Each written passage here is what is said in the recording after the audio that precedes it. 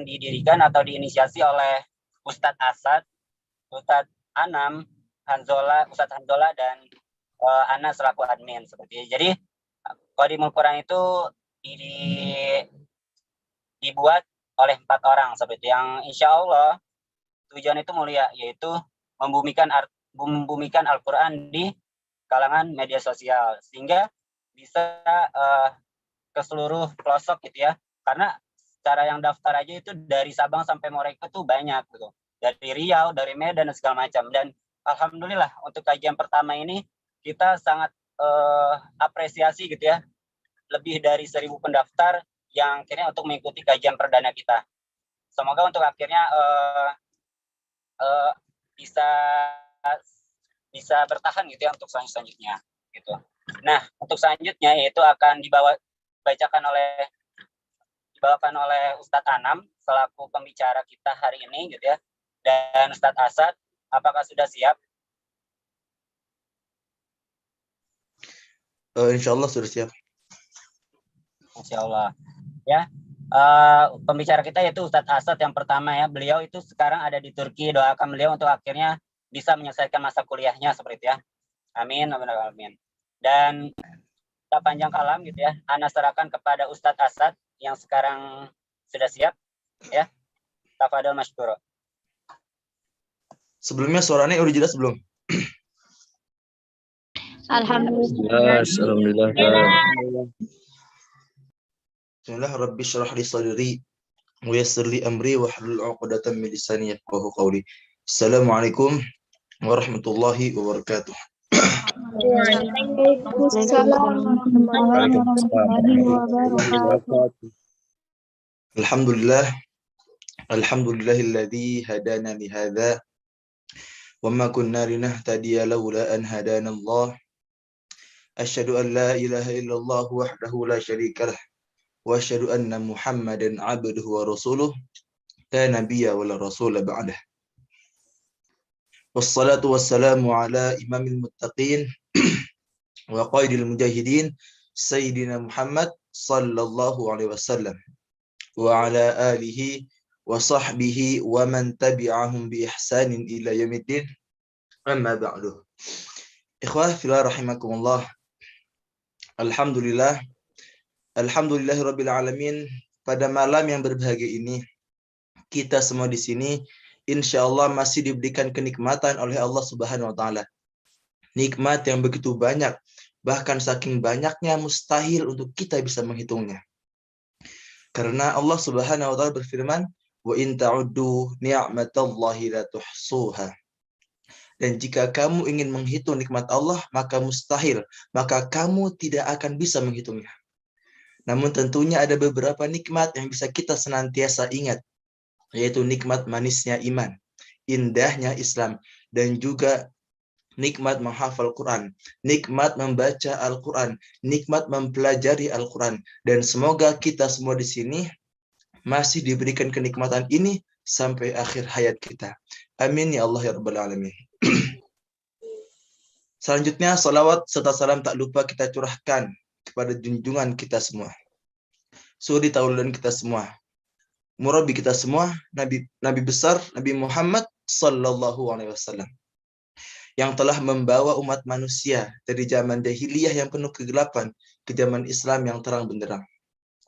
Dan semoga kita semua di sini menjadi sebenar-benarnya umat Nabi Muhammad sallallahu alaihi wasallam, yaitu yang senantiasa melaksanakan sunnah-sunnahnya, bukan yang malah meninggalkannya. Amin ya Allah ya Rabbal Alamin. Ikhwah fillah rahimakumullah. Sedikit info di sini di Turki jam 4:30, masih sore, baru sholat asar. Dan di Indonesia sudah waktu 8:30 ya kurang lebih. Insya Allah meskipun dengan jarak ini kita masih bisa berinteraksi, masih bisa saling tukar pikiran, masih bisa saling memberikan nasihat insya Allah.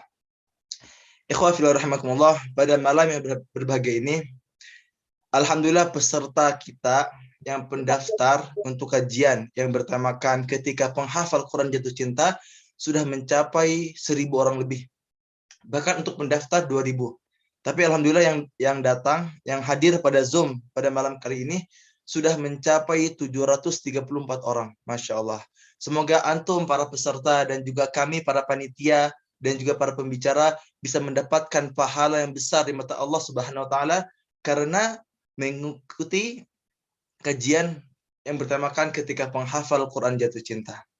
Dan mengapa kami dari Khadimul Quran ingin mengadakan kajian ini yang bertemakan ketika penghafal Quran jatuh cinta?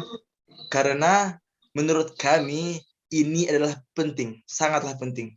Dan ini juga adalah salah satu bentuk kekhawatiran kami kepada kami pribadi dan juga kepada para penghafal Quran pada umumnya. Karena sekarang banyak para penghafal Quran, tapi sayangnya meluapkan cintanya dengan cara yang salah.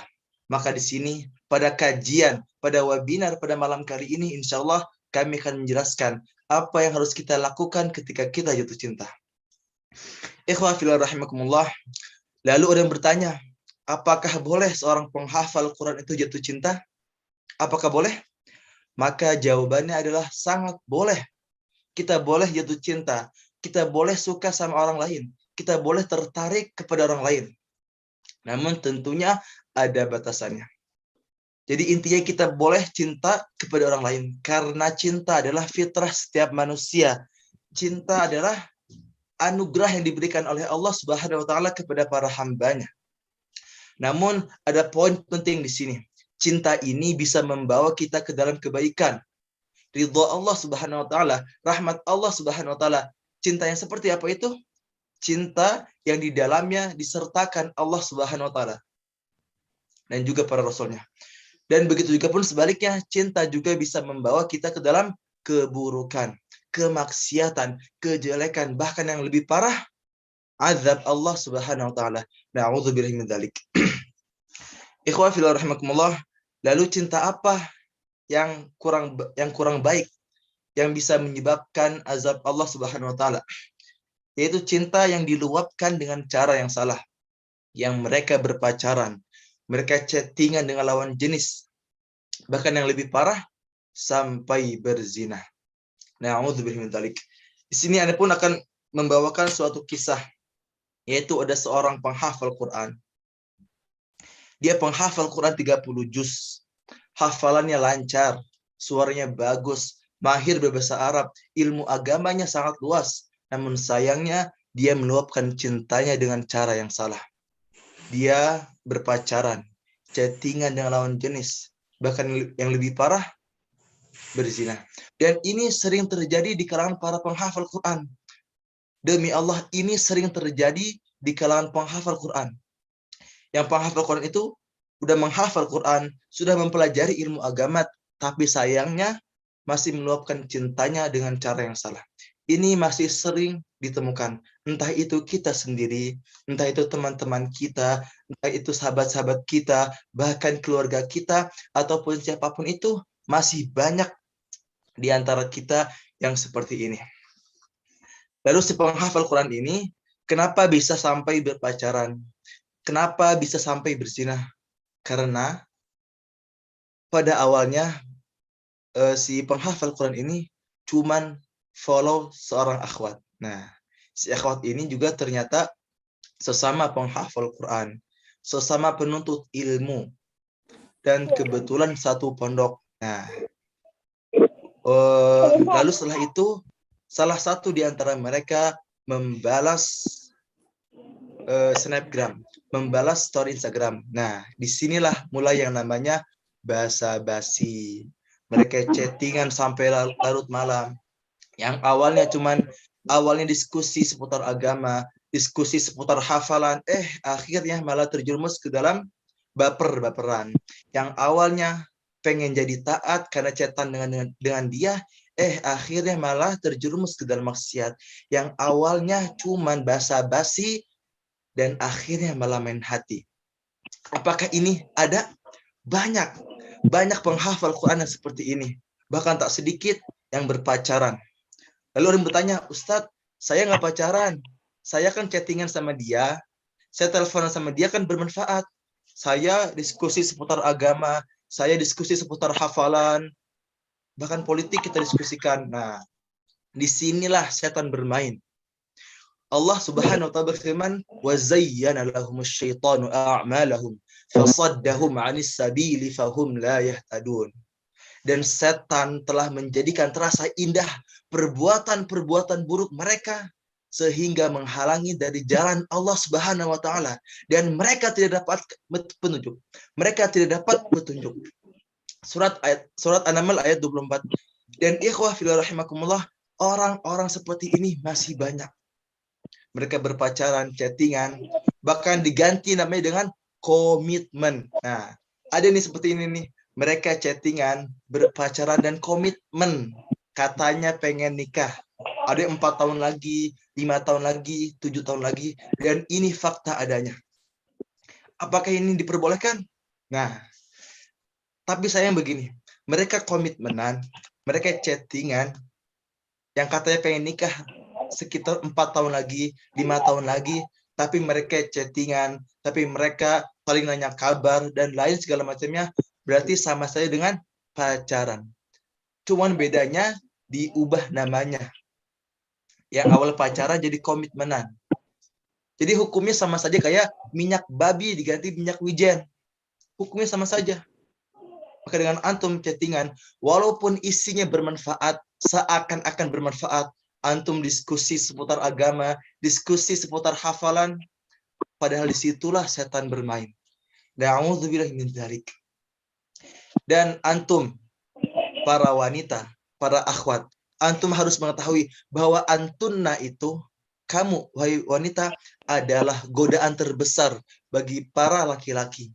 Karena karena Rasulullah Shallallahu Alaihi Wasallam pernah bersabda, "Ma taraktu ba'di fitnatan adarra 'ala rijal minan nisa."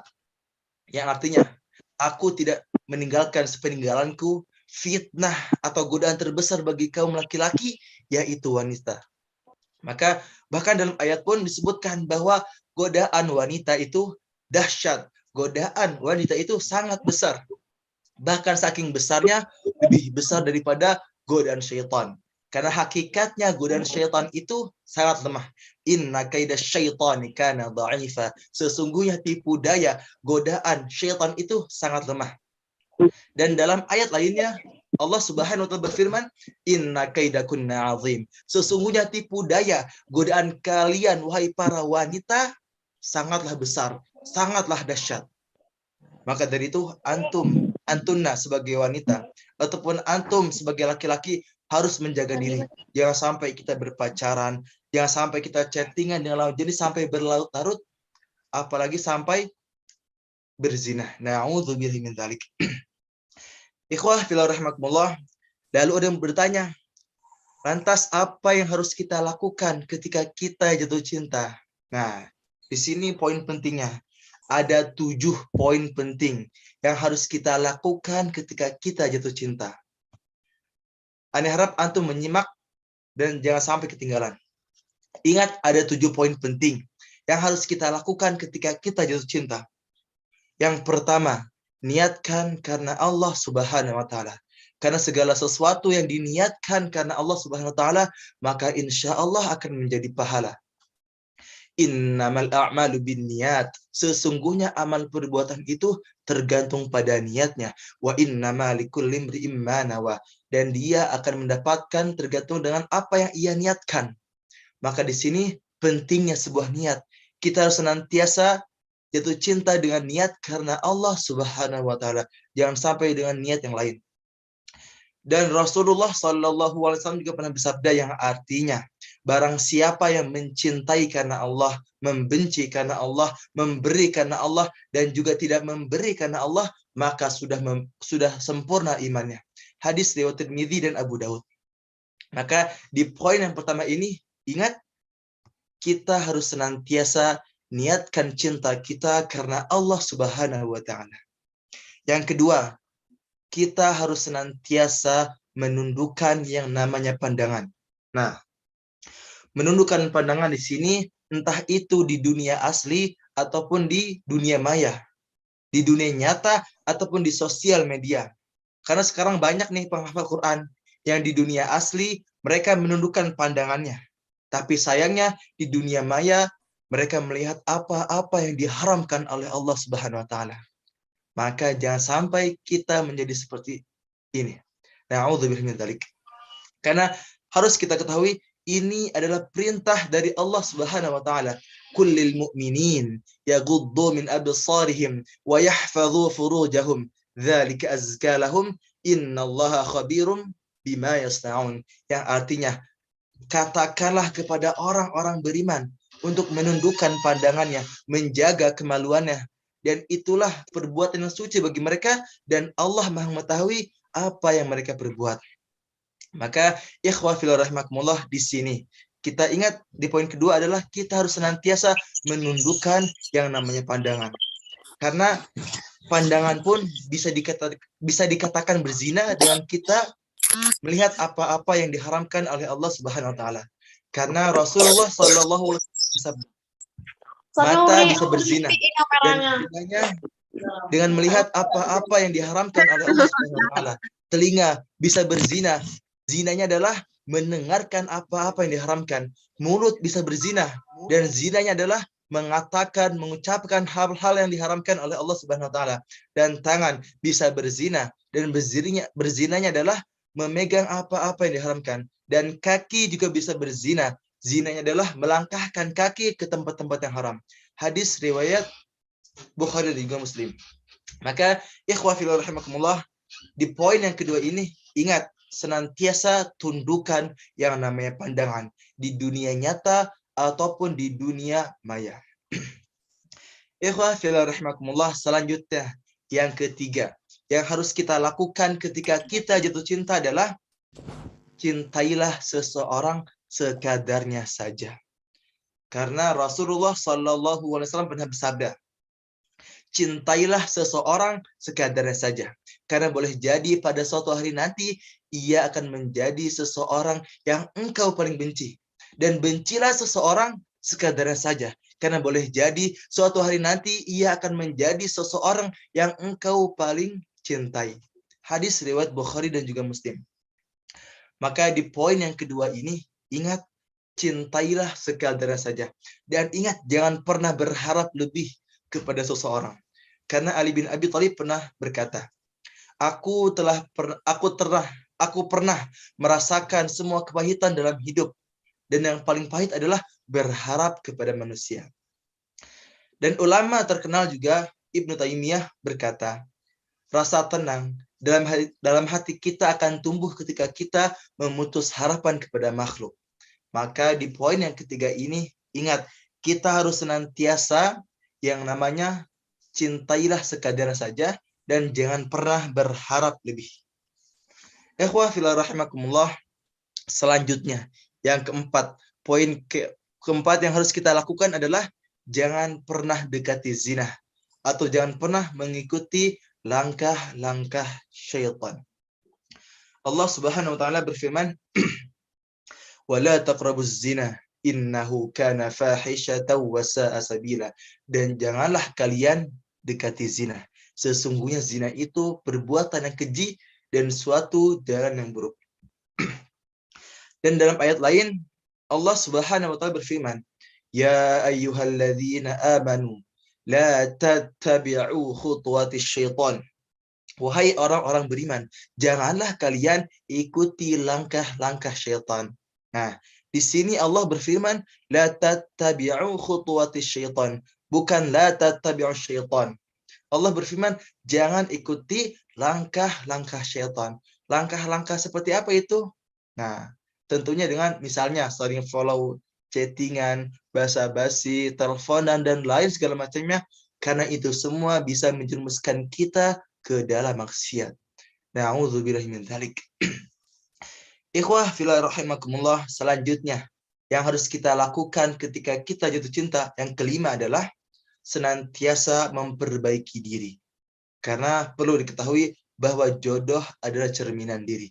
Al-khabithatu lil-khabithin, wal-khabithuna lil-khabithat, wat-taibatu lit-taibin, wat-taibuna lit-taibat. Yang artinya wanita yang tidak baik untuk laki-laki yang tidak baik.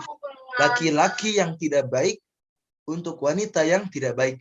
dan wanita yang baik untuk laki-laki yang baik, dan laki-laki yang baik untuk wanita yang baik. Maka dari ayat di atas sudah jelas, dengan kita senantiasa memperbaiki diri, maka Allah akan datangkan seseorang sesuai dengan diri kita. Karena ingat, jodoh adalah cerminan diri. Maka jangan pernah khawatir masalah jodoh. Karena seseorang yang akan jadi milikmu, Allah akan jaga hatinya. Dia dekat dengan siapapun, dia disukai oleh berapa banyak orang pun, Allah akan tetap jaga hatinya untuk kamu. Karena apa yang jadi jodohmu akan datang kepadamu walau dengan kelemahanmu.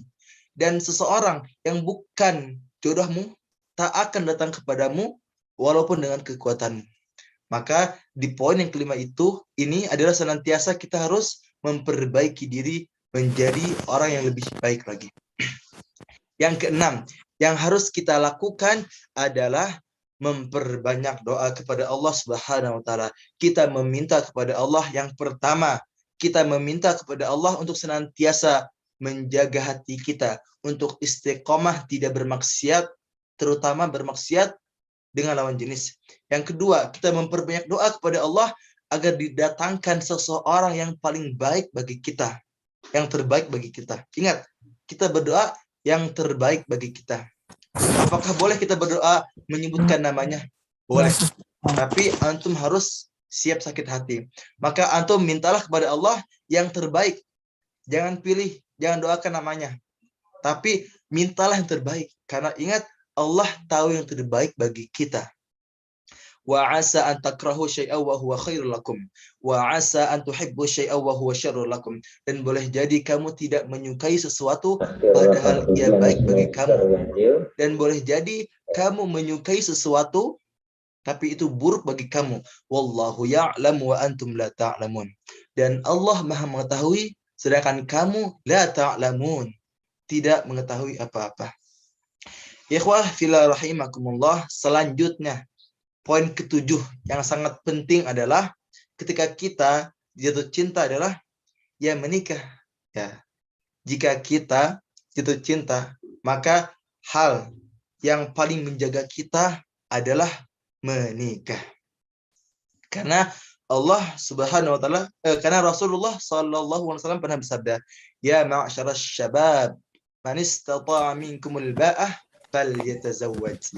Yang artinya, wahai para pemuda, barang siapa di antara kalian yang mampu menikah, maka menikahlah. Karena menikah lebih dapat menahan pandangan dan lebih memelihara kemaluan. Dan barang siapa yang tidak mampu, maka hendaklah ia berpuasa. Karena puasa dapat menekan syahwatnya sebagai tameng. Hadis riwayat Bukhari dan juga Tirmidzi. Maka di poin ketujuh ini, kita harus senantiasa bisa menjaga diri kita. Kalaupun kita sudah siap menikah, maka menikahlah. Karena Rasulullah SAW pernah bersabda, jika seorang hamba menikah, maka ia telah menyempurnakan separuh agamanya. Oleh karena itu, hendaklah ia bertakwa kepada Allah untuk separuh yang tersisa. Ikhwah fillah rahimakumullah, hadis yang ketiga. Rasulullah SAW bersabda, ada 3 golongan yang pasti akan ditolong oleh Allah Subhanahu wa taala. Yang pertama, seorang budak yang ingin menebus dirinya dengan mencicil kepada tuannya. Yang kedua, orang yang menikah karena ingin memelihara kesucian. Dan yang ketiga, pejuang di jalan Allah Subhanahu wa taala. Ikhwah fillah rahimakumullah, itulah 7 poin penting yang harus kita lakukan ketika kita jatuh cinta. Tadi ada yang bertanya di kolom komentar. Mungkin Ane ulang ya, singkat. Yang pertama adalah niatkan karena Allah Subhanahu wa taala. Yang kedua, senantiasa menundukkan yang namanya pandangan. Yang ketiga, cintailah seseorang sekadarnya saja. Yang keempat, jauhi zina. Jangan ikuti langkah-langkah syaitan seperti chattingan, berpacaran, dan lain segala macamnya. Yang kelima, memperbaiki diri. Yang keenam, memperbanyak doa. Dan yang ketujuh, yang paling penting untuk bisa menjaga kita agar cinta kita tidak diluapkan dengan cara yang salah adalah dengan menikah. Walaupun di sini pembicara juga belum menikah, tapi insya Allah, biiznillah, 3 tahun lagi, 4 tahun lagi, insya Allah akan menikah juga. Insya Allah. Amin. Jangan lupa. Amin. Maka jangan lupa saling mendoakan. Ya Allah, amin. Kita akan mendapatkan Amin. pahala yang terbaik. Mungkin itu saja yang bisa Amin, saya ya Rabbal sampaikan. Alamin. Mohon maaf apabila banyak kekurangan. Wassalamualaikum warahmatullahi wabarakatuh. Waalaikumsalam. Waalaikumsalam warahmatullahi wabarakatuh. warahmatullahi wabarakatuh.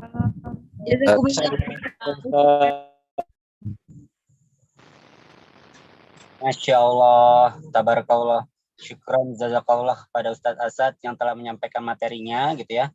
Selanjutnya yaitu materi kedua ya dari Ustadz Anam selaku penulis buku ya, yang kita tahu buku beliau adalah bestseller di Indonesia. Salah satunya itu Seni Bahagia Menghafal Quran. Ya, kepada beliau Ustadz Anam, apakah sudah siap? Siap. Boleh. Ya. Kepada Ustadz Anam, saya persilahkan. Oke, bismillah. Suara masuk aman ya? Aman. Aman, Ustaz. Alhamdulillah. Alhamdulillah. Bismillahirrahmanirrahim. Dir. Assalamualaikum warahmatullahi wabarakatuh. Waalaikumsalam warahmatullahi wabarakatuh. Alhamdulillah wassalatu wassalamu ala Rasulillah wala haula wala quwata illa billah amma ba'd. Wassalamu ala Rasulillah wala haula wala quwata illa billah. Yang ini masih ada unmute, dimatikan dulu ya. Karena biar nggak terdistraksi nih. Oh, iya. Alhamdulillah kita bertemu di satu forum yang luar biasa ini. Pertama-tama saya ingin menyapa para penghafal Quran di sini. Ada 700-an yang hadir di luar ekspektasi, sangat luar biasa. Assalamualaikum bima sabartum. Selamat atas kita semua. Siapapun yang hadir di sini karena kalian sudah bersabar. Karena nggak mungkin ada orang yang datang di sini kecuali kesabarannya luar biasa. Beberapa anak lihat dari timur, barat, dari timur, barat, barat, dari Turki itu ya luar biasa nih. Dari luar Pulau Jawa juga banyak ternyata. Beberapa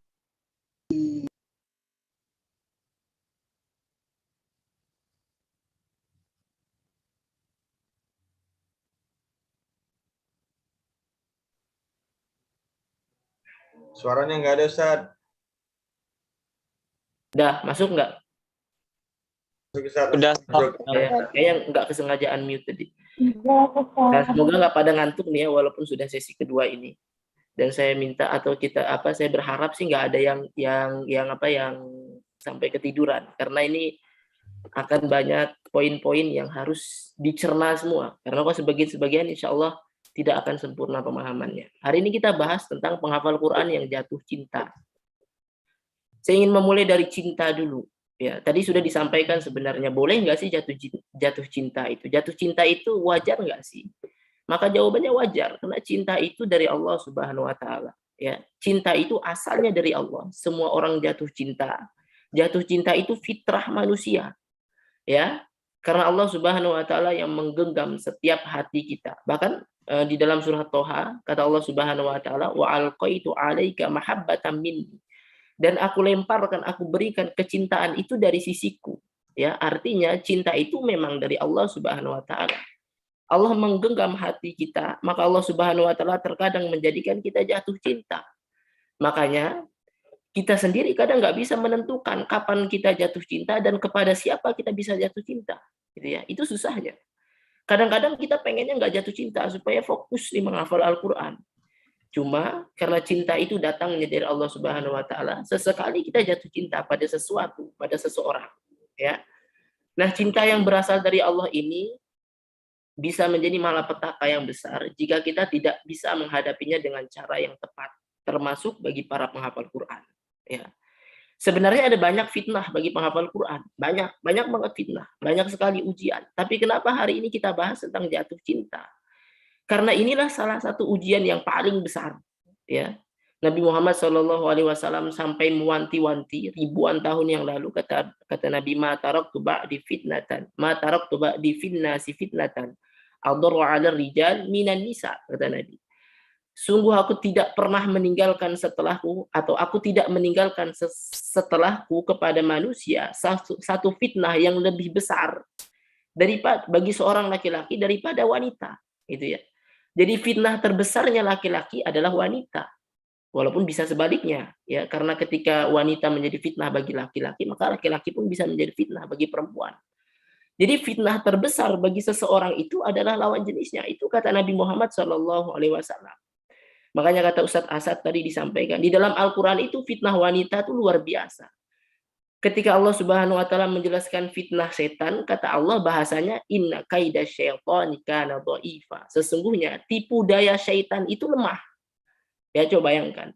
Setan yang menggoda dari kanan kiri atas bawah gitu ya, dari bawah dari kanan kiri, dari depan belakang gitu ya, di dalam Al-Qur'an. Itu ternyata masih lemah. Sedangkan ketika Allah Subhanahu wa taala menceritakan tentang tipu daya wanita di dalam surah Yusuf, konteksnya ini kisahnya Nabi Yusuf, kata Allah inna kaidakunna azim.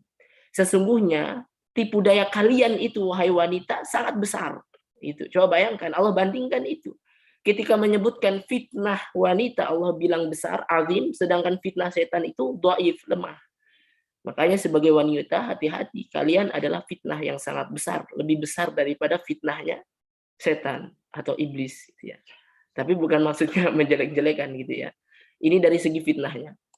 Jadi karena itulah kita harus membahas ini. Ketika penghafal Quran jatuh cinta. Ya, ketika penghafal Quran jatuh cinta. Sebelum masuk poin-poin yang sangat penting nanti di akhir.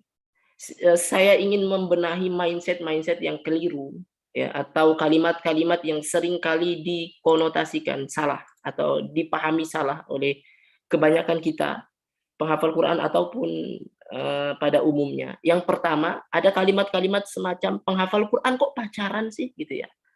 Bagi penghafal Quran, kalimat-kalimat seperti ini mungkin agak menyakitkan. Pertama, harus kita pahami bahwa larangan pacaran itu bukan hanya untuk penghafal Quran. Ya. Jadi benar nggak kalau ada kalimat menghafal Quran kok pacaran? Benar, tapi yang salah adalah kalau kita menganggap yang nggak boleh pacaran itu cuma penghafal Quran. Ingat ya, pacaran itu tidak boleh bagi semua muslim, ya, karena dia mendekati zina. Karena penghafal Quran juga manusia, gitu ya. Penghafal Quran juga manusia, terkadang terpeleset, ya, terkadang terpeleset. Mungkin yang ikut di sini juga paham lah apa yang saya maksud ya. Karena itu saya ingin agar kita tidak menghakimi berlebihan terhadap para penghafal Quran. Ya. Tidak terlalu menghakimi berlebihan terhadap penghafal Quran. Saya sedang tidak membela siapapun ya di sini ya. Cuma kita supaya fair aja. Yang nggak boleh pacaran itu bukan hanya penghafal Quran. Ya. Dan bagi penghafal Quran harus introspeksi dulu. Kalau ada orang yang mengatakan penghafal Quran kok pacaran, ya nggak usah baper juga. Memang harus introspeksi. Kenapa? Karena penghafal Quran itu levelnya sudah ditinggikan oleh Allah Subhanahu wa taala. Innallaha yarfa'u bihadzal kitab aqwaman. Allah meninggikan derajat satu kaum dengan kitab ini. Karena itu jangan rendahkan level kita dengan perilaku-perilaku yang dipandang buruk oleh masyarakat. Ya. Jadilah sejatinya penghafal Quran. Ya, karena mau tidak mau kalian para penghafal Quran itu adalah duta langit yang berjalan di bumi. Wajar kalau menjadi pusat perhatian, ya, makanya ada kalimat semacam penghafal Quran kok pacaran. Kenapa harus penghafal Quran yang dibilang seperti itu? Ya karena kalian adalah duta langit, itu. Ya itu harus jadi introspeksi yang besar bagi kita para penghafal Quran. Kalau kita sudah menentukan jalan menjadi para penghafal Quran, maka kita harus memperbaiki seluruh aspek hidup kita, sikap perilaku kita. Karena orang akan melihat kita dengan cara pandang yang berbeda. Ya, orang melihat penghafal Quran itu sudah beda dengan orang biasa, walaupun sebenarnya hukumnya sama. Ya, hukumnya sama. Mereka dibebani syariat yang sama, tetapi cara pandang orang berbeda dengan penghafal Quran. Ya, kemudian juga ada istilah-istilah atau kalimat-kalimat semacam misalnya karena hubungannya dengan menghafal Quran, tapi Ustaz, teman saya ada yang pacaran, tapi hafalannya kok malah lancar sih gitu. Dia pacaran, tapi hafalannya baik-baik aja gitu. Bukannya pacaran itu nggak boleh, tapi kok dia malah lancar sih hafalannya gitu. Nah hati-hati ya, kita jangan salah memahami. Jangan karena kita memandang realita yang seperti itu, kemudian kita menganggap apa pacaran itu dibolehkan gitu ya. kok nggak adil sih yang pacaran malah bagus hafalannya, saya yang menjaga diri malah hafalnya terbata-bata. Ya, makanya teman-teman harus sadar bahwa ini harus kita sadari, ya, bahwa siksa yang paling pedih bagi seorang muslim itu adalah saat ia bermaksiat kepada Allah Subhanahu wa taala. Allah biarkan dia bersenang-senang dalam maksiatnya. Jadi Allah nggak tegur. Ya, itu justru adalah siksaan yang besar dari Allah Subhanahu wa taala. Tandanya Allah udah nggak sayang. Karena kalau Allah sayang, Allah pasti timpakan azab. Ya. Kalau Allah Subhanahu wa taala sayang dengan para penghafal Quran, pasti Allah sulitkan hidupnya karena dosa dia. Walanudziqannahum minal adzabil adna dunal adzabil akbar. Ya, akan kami timpakan azab yang kecil sebelum azab yang besar di akhirat. La'allahum yarji'un, supaya mereka kembali. Ya, falamma nasu ma dzukiru bihi fatahna 'alaihim abwaaba kulli syai' hatta idza farihu bima utu akhadnahum baghtatan. Ya.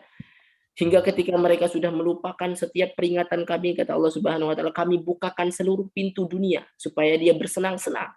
Ya. Tetapi suatu saat Allah Subhanahu wa taala akan siksa di waktu yang tepat. Ya, itu namanya istidraj. Ya, jadi kalau ada teman kalian yang pacaran tapi hafalannya baik-baik saja, maka hati-hati. Ya, maka hati-hati. Itu namanya istidraj. Nah, kemudian ada juga yang orang-orang yang berpacaran misalnya. Mereka punya anggapan, kami nggak pacaran, hanya saling mengingatkan saja.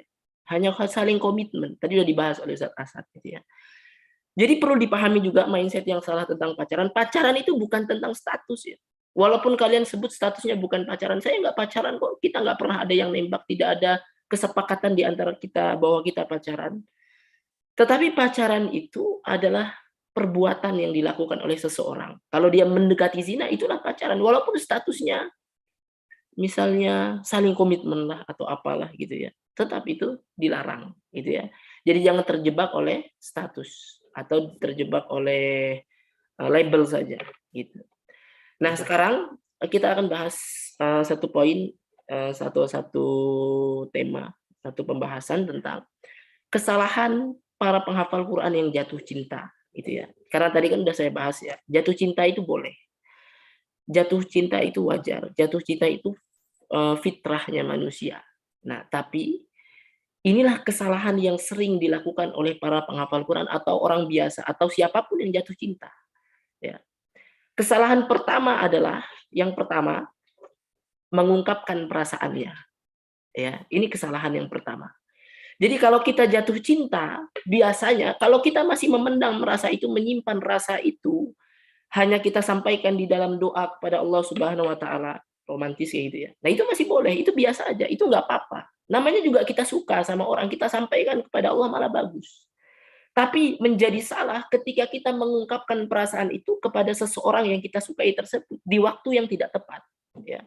Karena kalau di waktu tepat boleh, misalnya ingin mengkhitbah, sudah waktunya ingin menikah. Tapi kalau belum, kemudian dia mengungkapkan, inilah pintu kesalahan yang pertama. Ya. Jadi hati-hati. Kalau kalian suka sama seseorang, maka jangan pernah mengungkapkannya kalau belum waktunya. Ya, sekarang saya tanya, untuk apa sih? Untuk apa sih kalian itu mengungkapkan perasaan kalian kepada dia, gitu ya? Biar apa gitu loh? Supaya apa? Supaya dia merespon balik kita. Allah Subhanahu wa taala. Kita meminta kepada Allah. Ada suara? Oh ya, sekarang udah unmute ya. Suaranya masuk itu. Oke, suaranya masuk ya. Coba, untuk apa sih kita harus menyampaikan rasa kita kepada dia? Supaya dia merespon balik cintanya. Hah? Pasti kita ngerasa seperti itu kan. Padahal sesungguhnya cinta sejati itu tidak menunggu balasan cinta dari orang yang dia cintai. Ya. Cinta sejati itu tidak menunggu balasan cinta dari orang yang dia cintai. Karena cinta itu ingin melihat dia yang dia cintai itu bahagia dengan siapapun, walaupun bukan dengan dia. Ya. Cinta sejati itu selalu ingin orang yang dia cintai bahagia, bahkan seandainya bahagia itu bukan dengan dirinya. Gitu. Jadi kalau engkau mencintai dia, gitu, untuk apa menyampaikan atau mengungkapkan rasa itu? Ya, ya walaupun kesempurnaan cinta kalau kita bisa bersama orang yang kita cintai, pasti kayak gitu ya. Ya. Jadi nggak perlu kita menyampaikan perasaan itu kepada dia, karena inilah pintu kejahatan setan yang pertama. Inilah pintu pembuka dari semuanya. Nah, harus dipahami bahwa jodoh itu bagaimanapun tetap akan berjodoh meski tidak kamu ungkapkan hari ini. Ya. jodoh itu tetap akan menjadi jodoh walaupun tidak kita ungkapkan hari ini. Karena mungkin hari ini waktunya belum tepat. Ya. Sekali lagi ya, ini maksudnya mengungkapkan perasaan di waktu yang tidak tepat. Karena kalau waktunya tepat itu dianjurkan. Misalnya kalian sudah waktunya ingin menikah, terus kalian datangi orang tuanya, kan pas kita mengungkapkan perasaan kita. Saya ada niat dengan anaknya ibu misalnya, anaknya bapak gitu ya. Kayak gitu bagus ya. Tapi kalau belum waktunya, maka jangan sekali-kali membuka pintu setan ini. Ya, diam aja. Pelihara rasa itu, berdoa sama Allah Subhanahu wa taala supaya Allah kuatkan hati, supaya Allah jaga dia misalnya, kayak gitu ya. Boleh nggak doa seperti itu? Boleh, walaupun saran saya nggak usah. Karena jodoh itu nanti sudah ditetapkan oleh Allah Subhanahu wa taala. Supaya kalian nggak kecewa, maka jangan menyebut nama. Kalau bisa seperti itu. Tapi boleh nggak nyebut nama? Boleh, nggak berdosa juga. Ya. Ya, jadi itu ya yang pertama, jangan mengungkapkan karena itu kesalahan yang pertama. Yang penting sekarang kalau kita jatuh cinta maka jaga perasaan itu, jangan pernah diungkapkan kecuali kalau kita sudah siap. Kenapa nggak boleh? Karena sekali kita ungkapkan perasaan itu, maka itulah pintu masuk setan yang pertama. Saya ulangi tadi ya. Dan kalaupun cinta kita ternyata ditolak, maka itu akan menyebabkan kita semakin gelisah. Percaya aja, semakin gelisah. Kan kita mikirkan, oh saya harus sampaikan ini supaya dia tahu. Ternyata kalau dia tahu, kita membalas lagi. Kita gelisah, takut kehilangan misalnya. Itu pilihan pertama. Seandainya ditolak, kita akan hancur. Jadi nggak ada bagusnya. Karena belum waktunya. Gitu ya. Jadi kalau perasaan kita diterima oleh dia, kita akan melakukan interaksi-interaksi selanjutnya. Untuk memenuhi rasa cinta yang candu. Jadi cinta itu candu. Seandainya kalian mengungkapkan, Ukti, aku sebenarnya suka loh sama kamu. Ternyata diterima. Waduh, diterima lagi ini. Gitu ya. Dan itu akan candu. Besok-besok kalian harus menghubungi dia. Kalau nggak akan tenang hati kalian. Ya. Dan nanti puncaknya kecanduan cinta itu, cinta akan menjadikan kalian mengorbankan seluruh hidup kalian. Percaya atau tidak. Bahkan jika itu harus mengorbankan ketaatan. Ya, makanya hati-hati. Ya. Karena cinta itu pengorbanan. Cinta itu pengorbanan. Sekali cinta itu terbalaskan, maka percayalah kita akan korbankan semua yang kita miliki. Bahkan jika itu adalah ketaatan kepada Allah Subhanahu wa taala.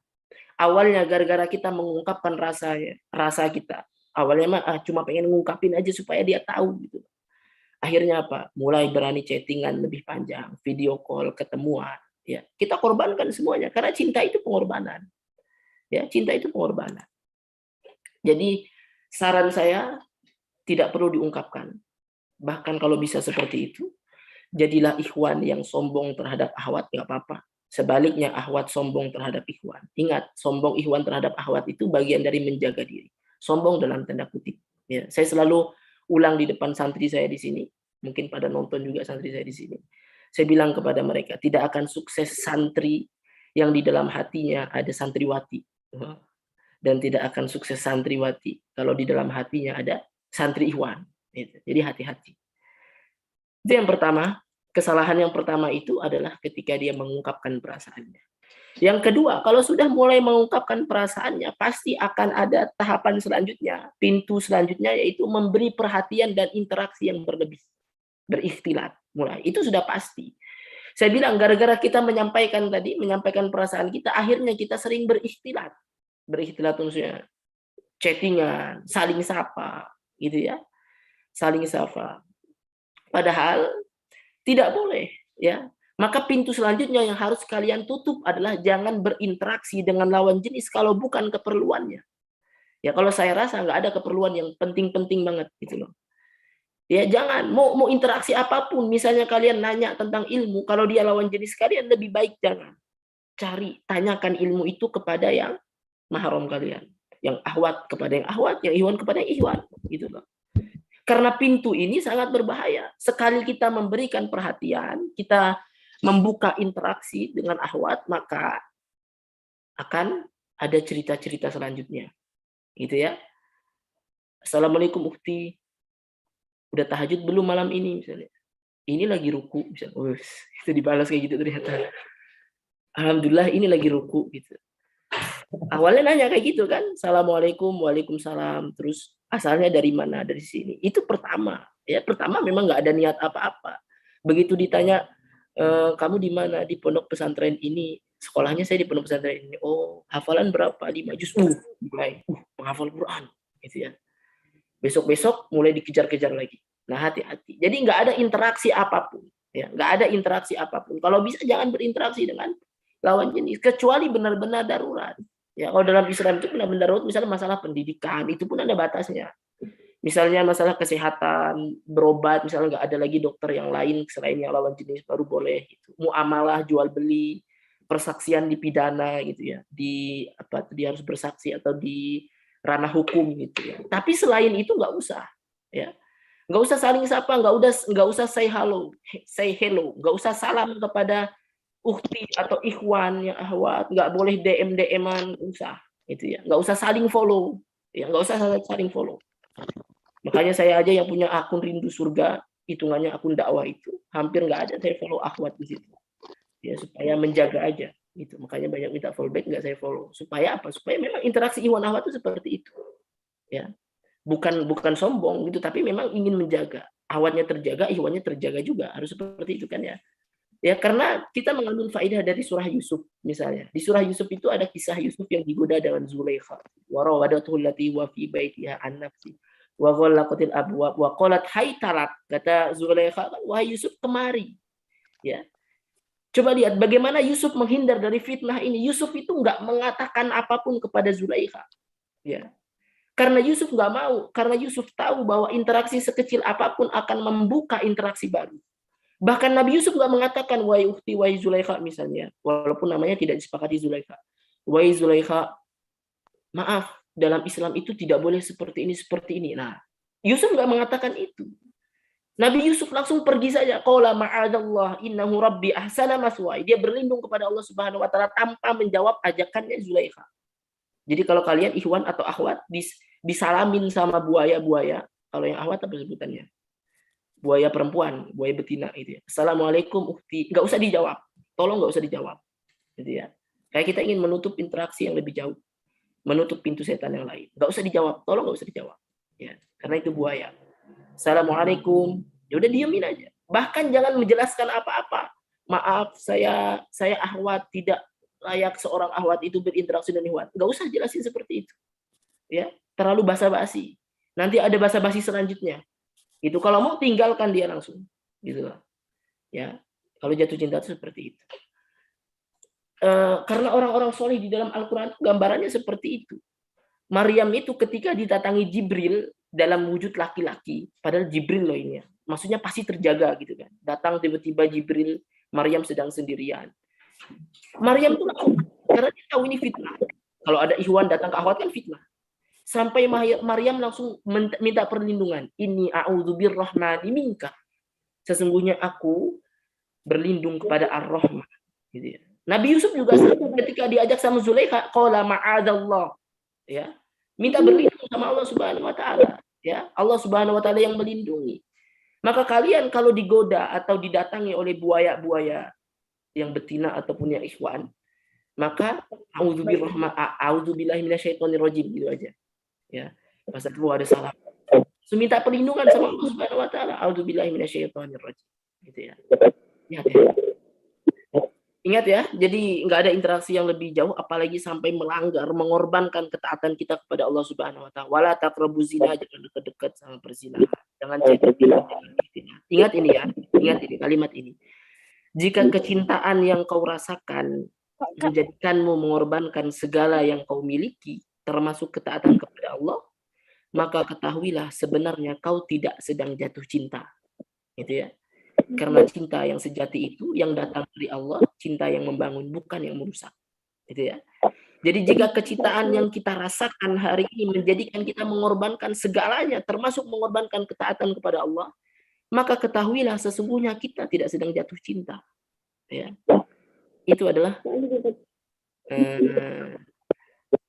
setan yang memperindah sesuatu yang buruk. Suara saya masih masuk ya? Masih masuk nggak suaranya? Ada suara akhwat. Aman ya. Oke. Saya lanjutin. Itu yang kedua ya. Jadi memberi perhatian dan interaksi lebih. Kesalahan yang kedua. Kesalahan yang ketiga adalah terjebak dalam istilah-istilah yang apa ya, yang seolah baik. Ya, tadi sudah dibahas. Misalnya terjebak dalam istilah pacaran syar'i. Udah tadi gara-gara mengungkapkan perasaan, akhirnya chattingan lebih banyak. Kita mau tinggalin dia, udah kecanduan. Pandu juga ya Kak? Iya, suara Ais.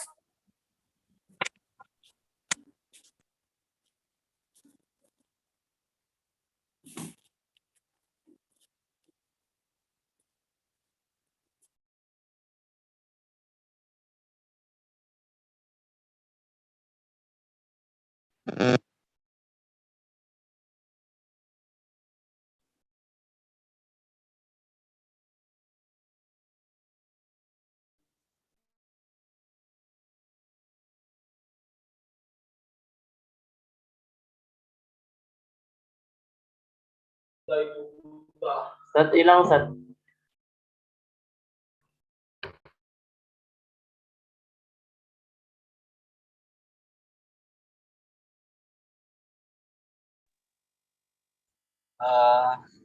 Mohon bersabar gitu ya, karena ada terjadi teknis sinyal dari Ustadz Anam.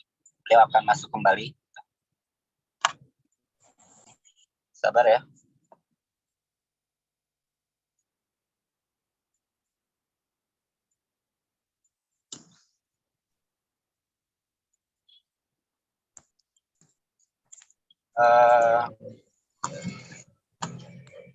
Ya sebelumnya gitu ya, Ustadz Anam gitu, Ana akan menyampaikan beberapa hal terkait program dari Al-Quran, yaitu ada program tahfiz ya, program tahfiz murojaah maupun ziyadah. Jadi teman-teman yang ingin mengikuti kelas tahfiz ataupun kelas murojaah gitu ya, bisa bersama dengan Qarimul Quran. Yang kedua, program kedua yaitu ada program tahsin gitu ya, pembenaran, memperbaiki bacaan kita gitu ya, yang akan dibimbing oleh Ustadz Hanzola gitu ya. Insya Allah akan, dia sudah bersanad gitu ya sampai Rasulullah SAW. Dan ya, nah, yang program ketiga yaitu ada namanya motivasi Quran. Jadi akan dibimbing langsung oleh Ustadz Anam gitu ya, dalam kajian-kajian rutinnya. Ya, Ustadz Anam sudah. Oh iya, Anam udah aman ya? Ya, alhamdulillah. Oh iya, nggak tahu nih tadi di laptop tiba-tiba keluar nih, Ana pindah ke HP. Lanjut. Oke, saya balikan lagi ke Ustadz Anam. Kepada Ustadz Anam dipersilahkan. Ya. Tadi baru sampai poin 2 kalau saya nggak salah ya. Yang ketiga itu terjebak dalam, sebentar. Soalnya di HP saya harus cas dulu ya. Terus wajahnya belum kelihatan. Oke ya. Terus yang kedua itu kesalahan selanjutnya adalah terjebak dalam istilah-istilah yang keliru. Misalnya tadi ya, ada istilah-istilah semacam pacaran syar'i gitu ya. Kan kita nggak pacaran, kita cuma saling mengingatkan, itu saling memotivasi ya. Tetapi itu nggak boleh seperti itu ya. Hari ini kita sudah harus jujur pada diri kita bahwa yang benar harus kita katakan benar, yang salah harus kita katakan salah. Jangan cuma karena beban perasaan kita jadi takut mengakui bahwa apa yang kita lakukan salah ya. Jadi nggak boleh seperti itu. Kita harus salah, nggak usah cari pembenaran. Kalau salah, ya Allah, tunjukkan aku yang benar itu benar, arinal haqqo gitu ya. Tunjukkan aku yang benar itu benar, yang salah itu salah. Ya. Jangan hanya karena perasaan, memang ada tokek nih ya. Jadi nggak tahu nih, ikut kajian kayaknya. Jangan hanya karena perasaan, kita sampai mencari pembenaran. Oh, saya emang nggak pacaran, insya Allah soalnya. Saya cuma komitmen aja lah, pengen saling membangun, saling memotivasi, saling memberi semangat. Gitu. Nggak boleh seperti itu ya. Kita ikuti aturan Allah Subhanahu wa taala. Jangan cari pembenaran. Ya, karena para penghafal Quran itu wasjud waqtarib, dia sujud sama Allah, dia dekat sama Allah, dia taat sama Allah Subhanahu wa taala. Ya. Itu yang keempat, yang ketiga, Sekarang yang keempat.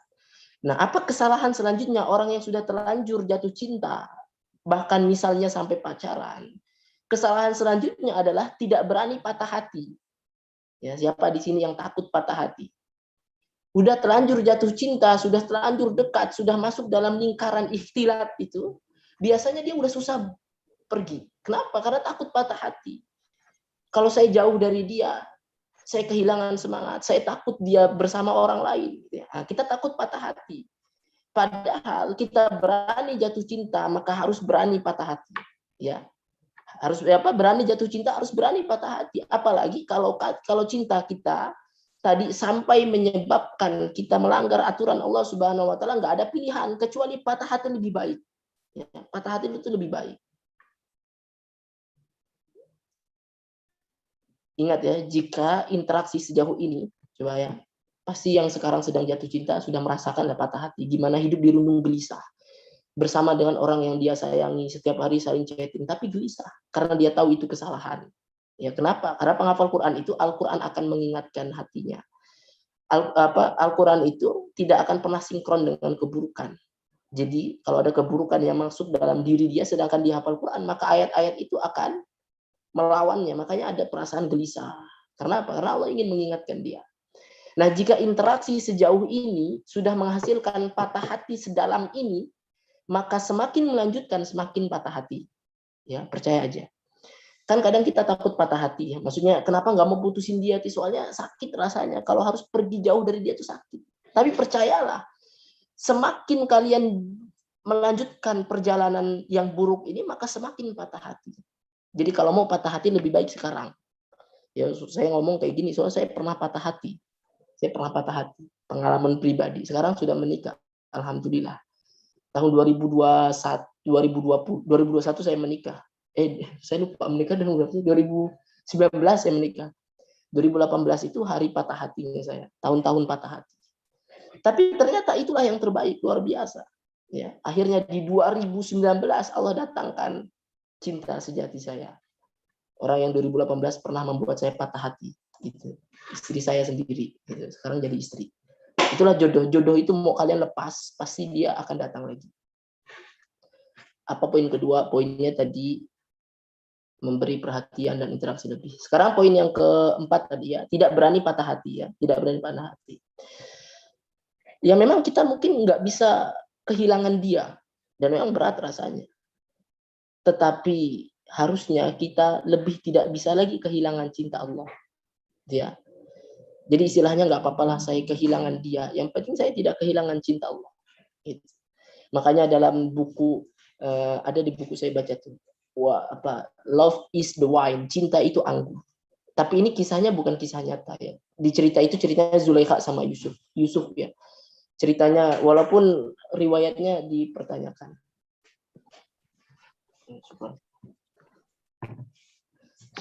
Suatu ketika Zulaikha, ketika masa-masa cerita tadi ya, suatu saat Zulaikha datangi Nabi Yusuf. Ketika itu Nabi Yusuf sudah jadi menteri, kemudian Zulaikha jadi wanita yang terpinggirkan lah istilahnya ya, karena kasus dia itu. Kemudian Yusuf menawarkan, wahai Zulaikha, maukah engkau hari ini menjadi pendamping hidupku? Kemudian Zulaikha mengatakan, wahai Yusuf, ketahuilah bahwa cintaku padamu dahulu itu menjadi hijab antara aku dengan sang pemilik cinta. Hari ini kurobek cinta itu, sehingga sudah ketemukan cinta sejatiku, yaitu Allah Subhanahu wa taala. Itu cuma kalimat di dalam sebuah buku ya. Kebenaran riwayatnya perlu dipertanyakan. Kita ambil pelajarannya aja. Itu poin yang keempat, maka jangan takut patah hati. Patah hati aja.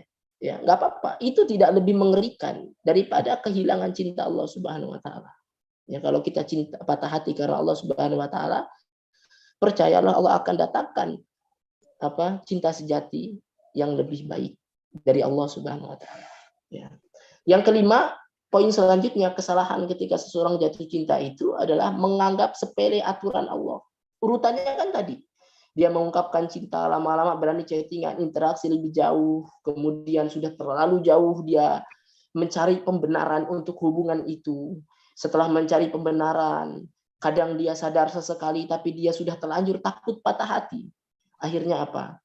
Akhirnya sudahlah dia mulai meremehkan aturan Allah Subhanahu wa taala. Mulai menabrak aturan Allah Subhanahu wa taala. Saling chattingan sudah biasa, ketemuan sudah biasa, berduaan sudah biasa.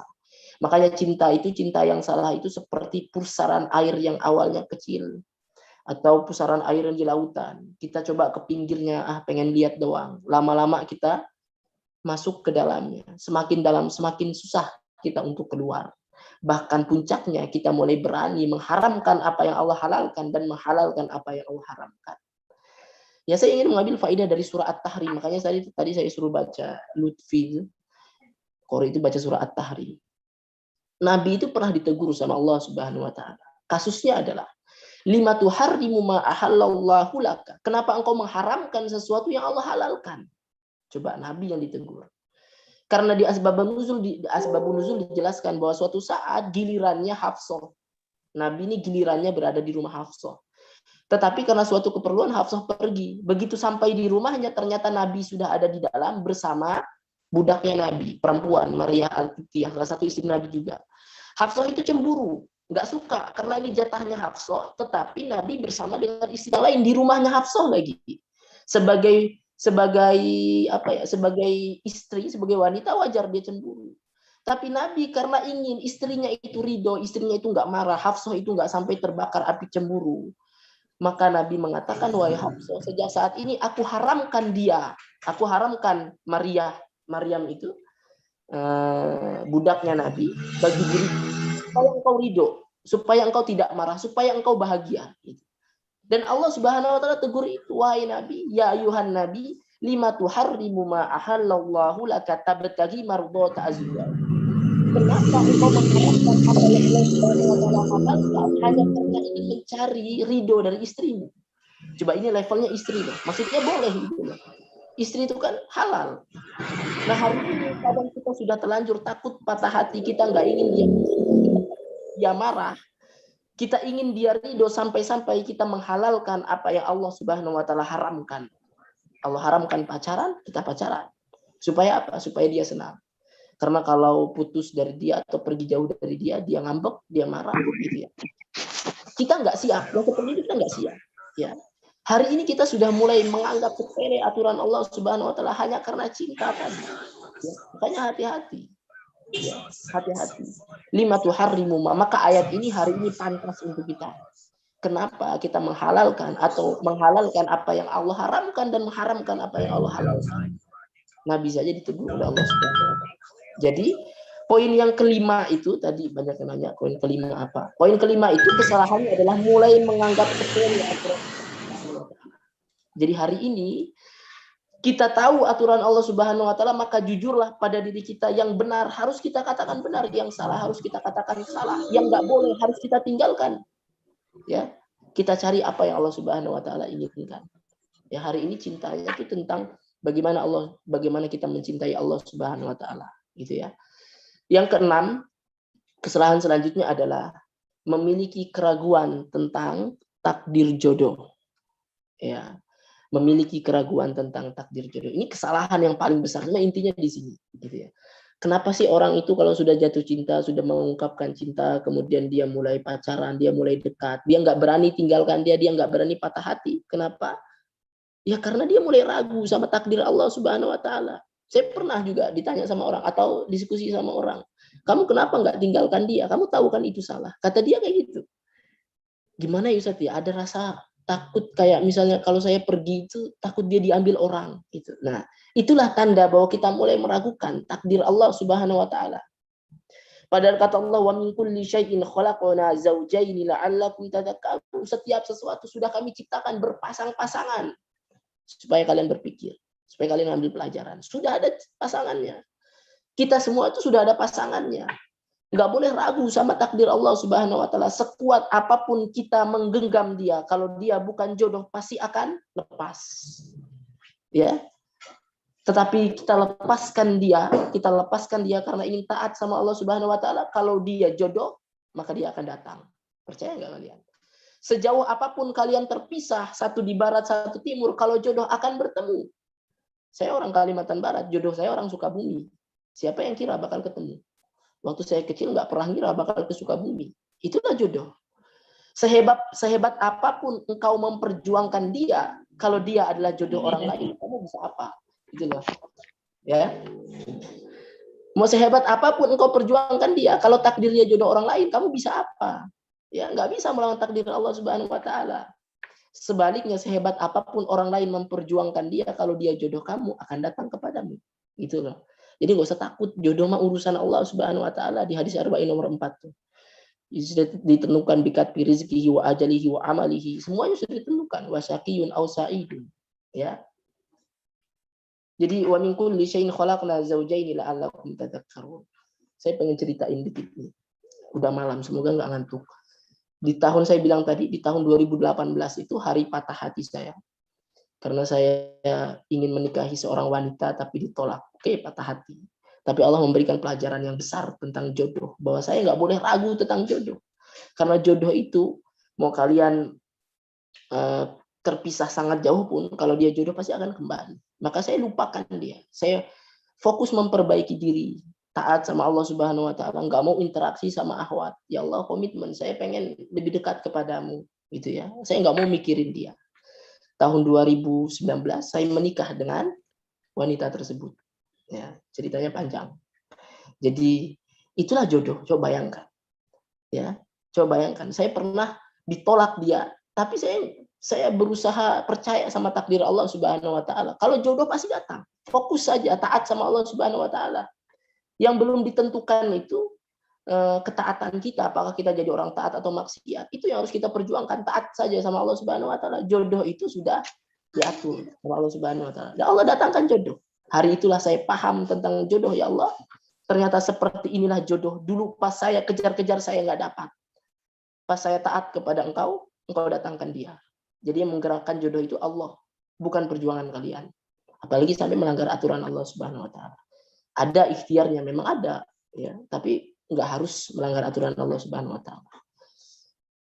Nggak usah ceritakan kisahnya, enak aja, gitu ya. Itu rahasia ceritanya. Jadi itu kesalahan-kesalahan para penghafal Quran. Yang wa min kulli syai'in khalaqna zawjaini la'allakum tadhakkarun itu bukan An-Naba ya. Di An-Naba juga ada tentang jodoh, tapi yang ayat tadi itu di Az-Zariyat.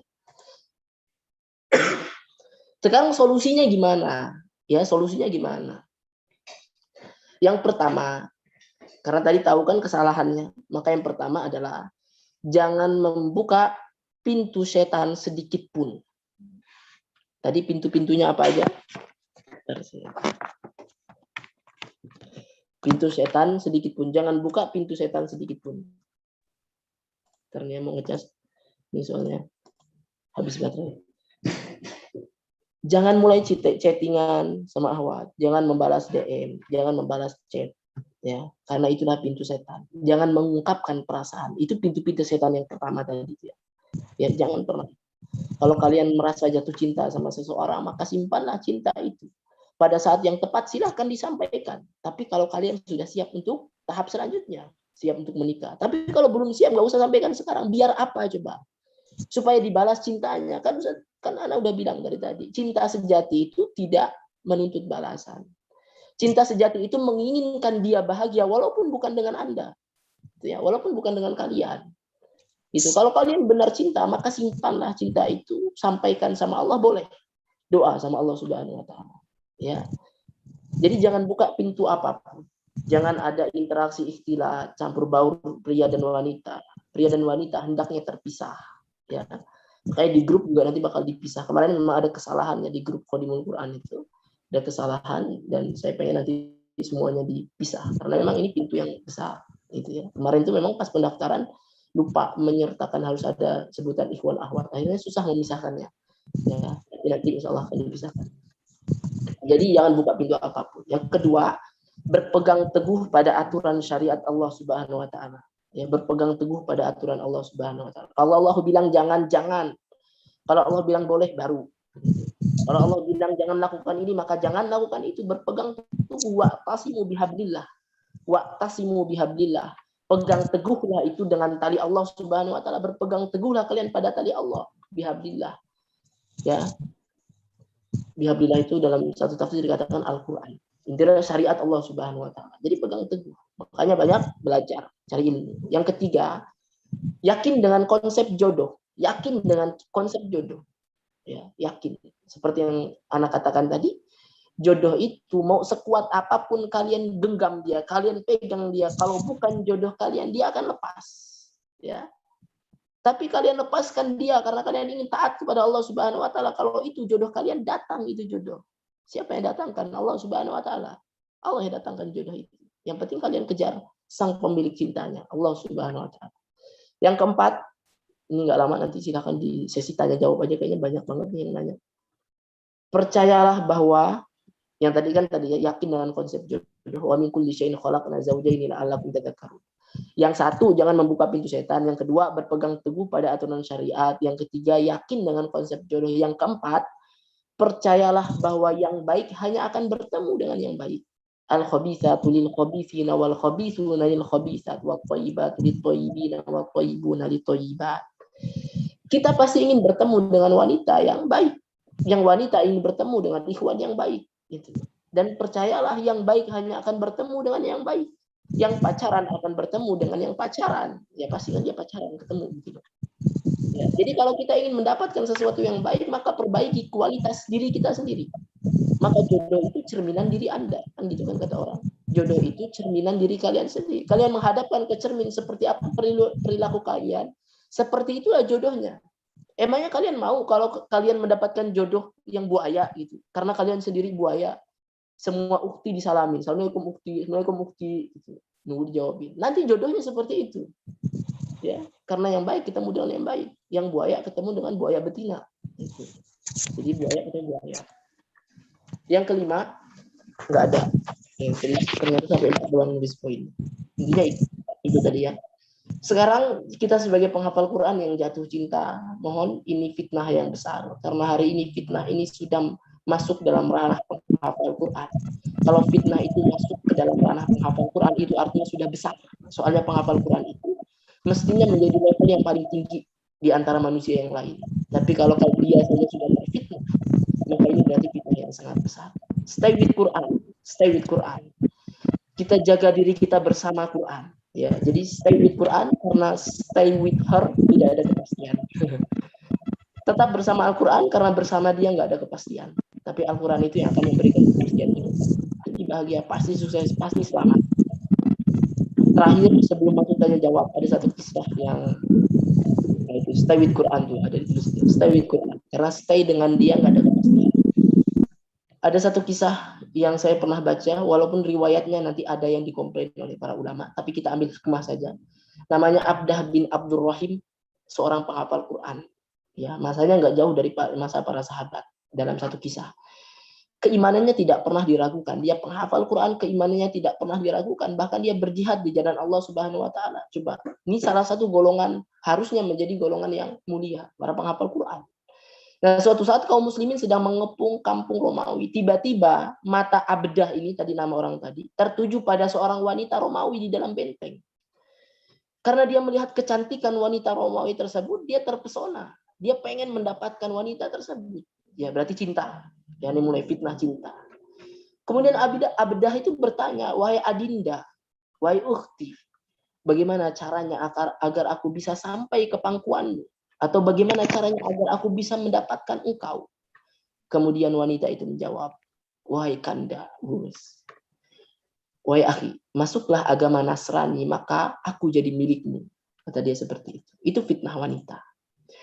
Abdah bin Abdurrahim ini yang terkenal penghafal Quran yang soleh, dia lupa. Dia tuli dengan peringatan. Dia buta dengan Al-Quran yang pernah ada di dalam dirinya.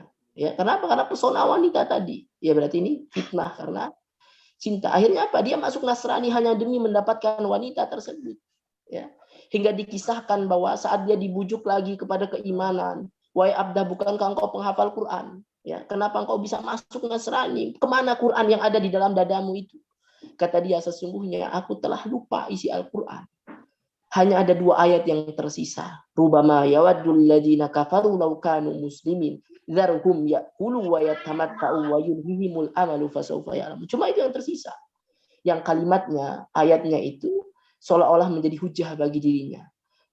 Rubama yawaddul ladzina kafaru law kanu muslimin. Orang-orang yang kafir itu seringkali nanti di akhirat menginginkan kiranya mereka beriman di dunia, jadi muslim.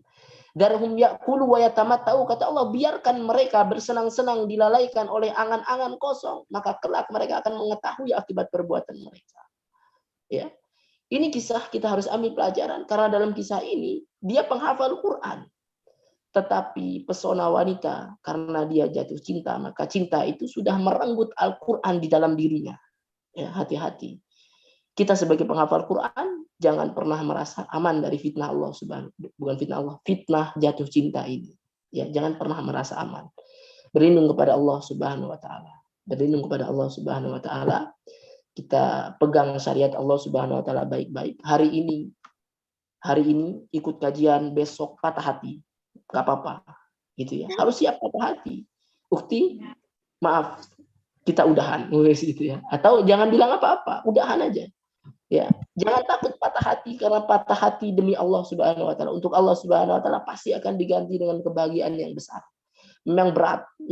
Bulan-bulan yang akan kalian lalui setelah ini mungkin terasa pahit karena kalian patah hati. Tapi percayalah itulah yang terbaik. Kalau jatuh cinta sejauh ini sudah menjadikan patah hati sedalam ini, maka semakin melanjutkan semakin patah hati. Ya, semakin melanjutkan semakin patah hati. Kalau tidak patah hati hari ini, nanti akan patah hati lebih hebat lagi, gitu. Jadi itu ya, semoga bisa bermanfaat kajian ini, semoga bisa diambil ibrohnya bagi saya pribadi dan bagi kita semua.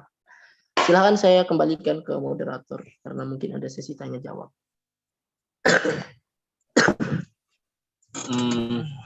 Ya, syukron Ustadz Anam yang telah memberikan wejangannya kepada kita semua gitu ya. Semoga kita menjadi tercerahkan gitu ya. Sebelumnya, Ana ingin menyampaikan lagi, silakan turunkan tangannya. Hari ini kita akan sesi tanya jawab gitu ya. Dengan cara raise hand ya, angkat tangannya terlebih dahulu. Nanti saya akan menyebutkan ya namanya dan akan oleh admin akan dipersilahkan untuk akhirnya berbicara bersama Ustadz ataupun Ustadz Anam seperti itu. Akan turunkan terlebih dahulu gitu ya. Oke, untuk saya turunkan dulu ya. Bertanya. Ya, silakan.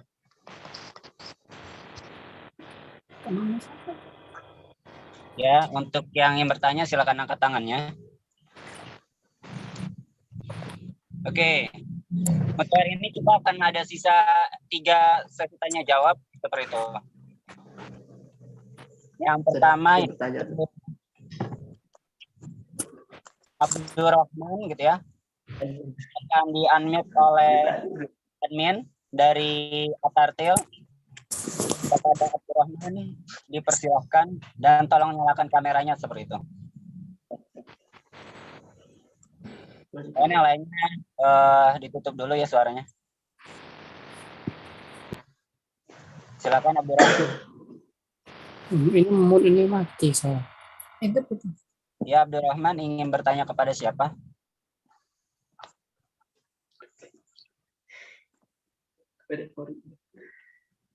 Cek. Abdurrahman. Tadi udah cek. Oke, suaranya.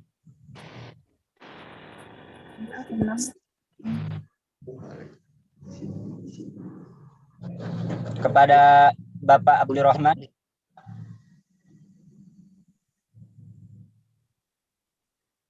Gimana? Mungkin kalau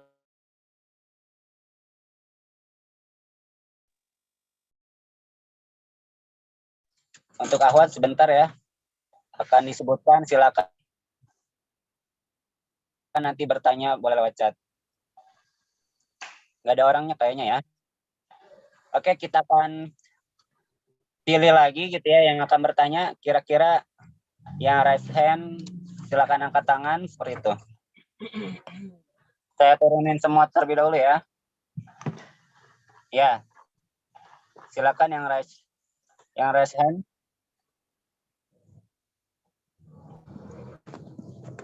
Ya, adakah?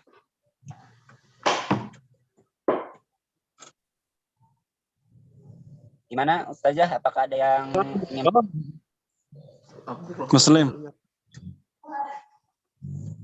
Ya, untuk selanjutnya itu Putra Naufal. Ada orangnya Putra Naufal? Putra Naufal, Oke, saya Kak. ada ya? Silakan untuk bertanya. Ada. Mm-mm. Oke, bismillahirrahmanirrahim. Suara saya kedengaran nggak? Ya, kedengaran.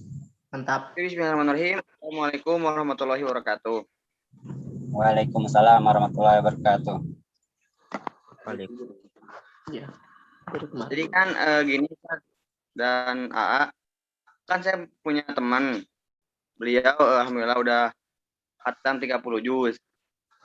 Jadi dia itu apa namanya? Pas SMA pernah menyukai seorang akhwat ya. Tapi pas udah SMA dia tuh mondok tahfidz 2 tahun. Nah, pas 2 tahun pas mau tahfidz alhamdulillah dia tuh saling mengikhlaskan gitu seperti itu.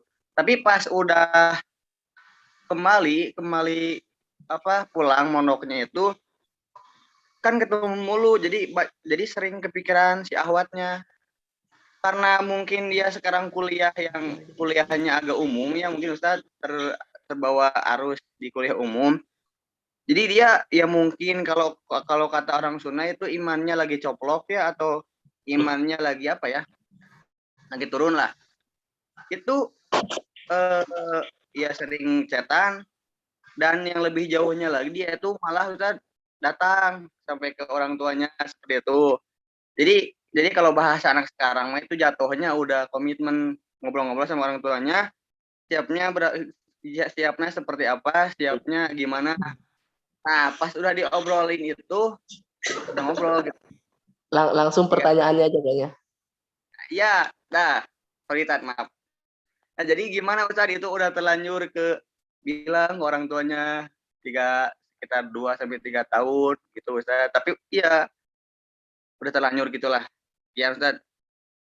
Jazakallah. Coplok gak tuh?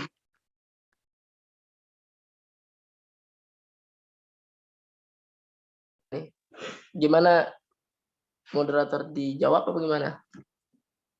Apa dikumpulin dulu?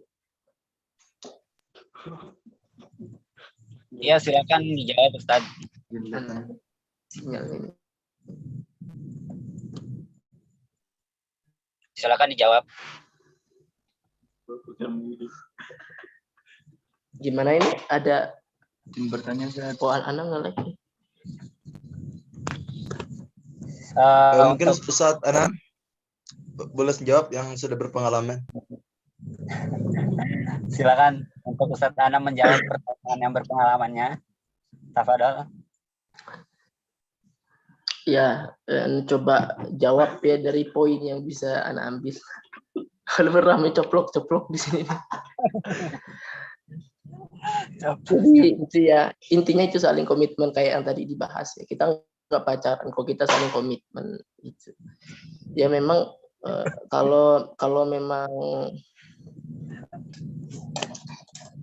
seperti itu. Ini suara masih banyak nih yang masih nyala. Pilihannya sebenarnya 2 ya. Pilihannya 2. Kalau dia berani lepasin maka dan harus berani gitu. Yang pertama pilihannya dia harus lepasin atau yang kedua dia komitmen sekalian. Komitmen sekalian itu maksudnya nikah. Gitu ya. Nikah datangi orang tuanya gitu. Ya, dia datangi orang tuanya kemudian berdiskusi gitu ya, maka tentukan. Kalau misalnya ternyata kondisinya tidak memungkinkan, misalnya nggak bisa, kalaupun mau 1 tahun lagi. 1 tahun itu bukan waktu yang sebentar. Ya, jangan bikin komitmen yang terlalu lama.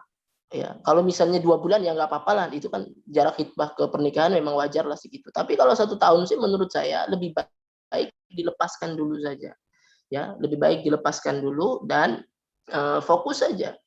Nanti kalau sudah waktunya 1 tahun misalnya tadi ya, dia mah bisanya nikahnya 1 tahun lagi, ya udah lepaskan aja dulu hidup masing-masing, tidak ada interaksi apa-apa, tidak ada komitmen apa-apa, jadi ahwatnya tidak digantung, ikhwannya juga tidak punya harapan yang berlebih, gitu ya, hidup masing-masing.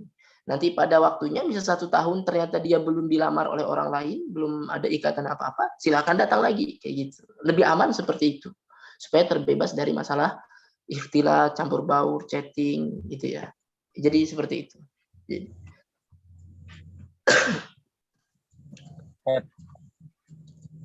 Ya, sudah terjawabkah pada Putra Noval?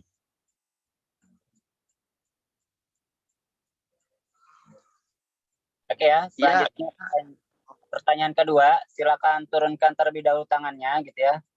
Kita akan pilih lagi siapa yang akan belum mulai tapi udah banyak ya. Oke, kita pilih ya. Selanjutnya yang akan bertanya adalah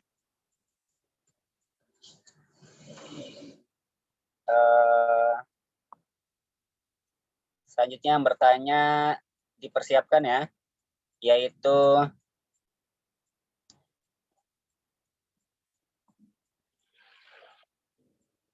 Husnul Baidi.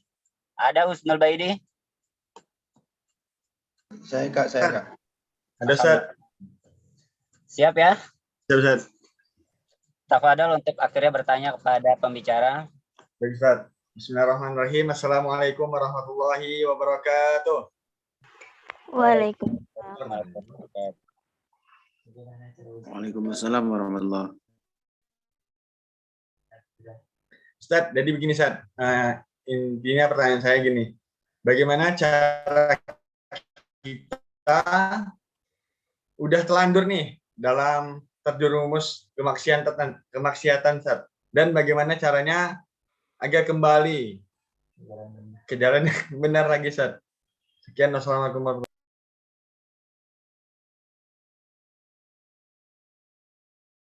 Insya Allah ya pertanyaannya. Silakan.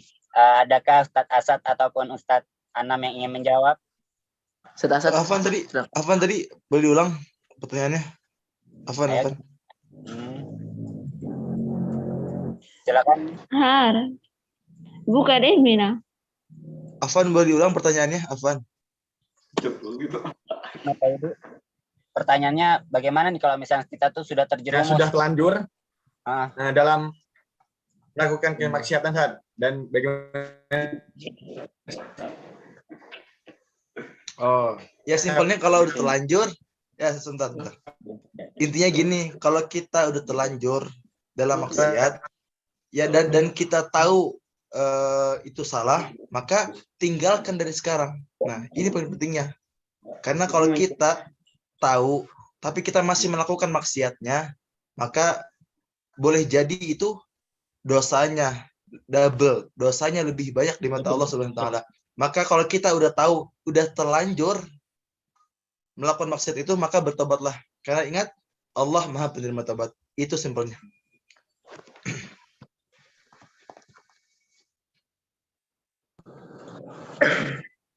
Masya Allah ya. Syukuran, Ustaz. Intinya kalau misalnya sudah terlanjur teh, kita kembali tobat itu buru-buru. Insya Allah Allah tuh paling senang kalau misalnya kembali kepadanya gitu ya. Oke, pertanyaan ketiga.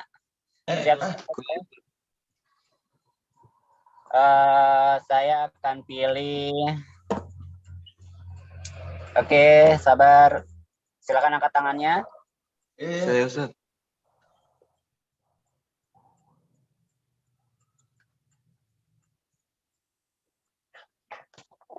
Oke, untuk pertanyaan ketiga, apakah sudah ada?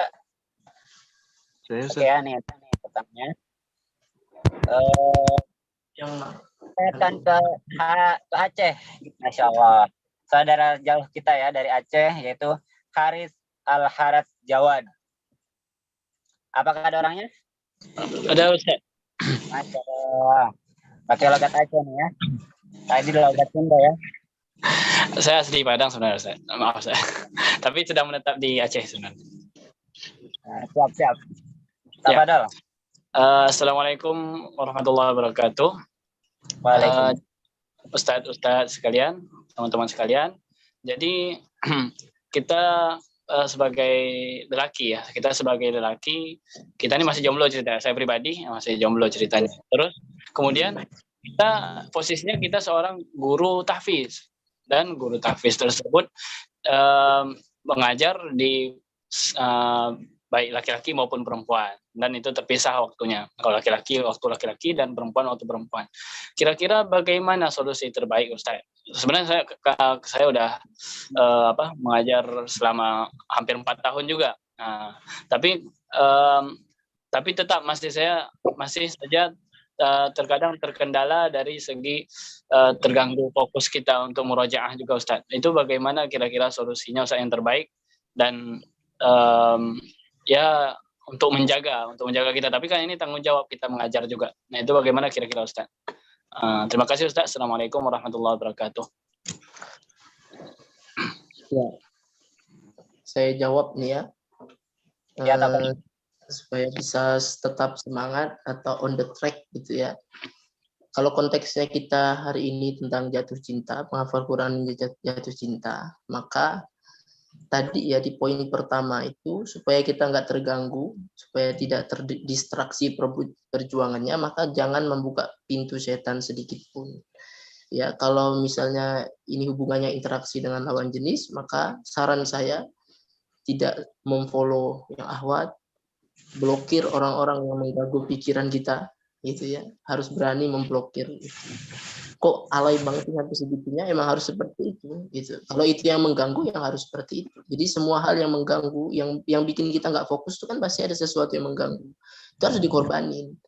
Kalau kita terganggunya kayak sosmed dikorbanin. Karena HP dikorbanin, gitu. Karena wanita, maka wanita dikorbanin. Maksudnya wanita dikorbanin itu tadi ya, kita jangan ada interaksi apa-apa, jangan ikutin keinginan nafsu atau tadi ya rasa suka cuma karena rasa suka. Jadi karena maja'alallahu lirajulin min qalbayni jawfi Allah Subhanahu wa taala tidak akan pernah menjadikan dua cinta dalam satu rongga yang sama atau dua hati dalam rongga yang sama.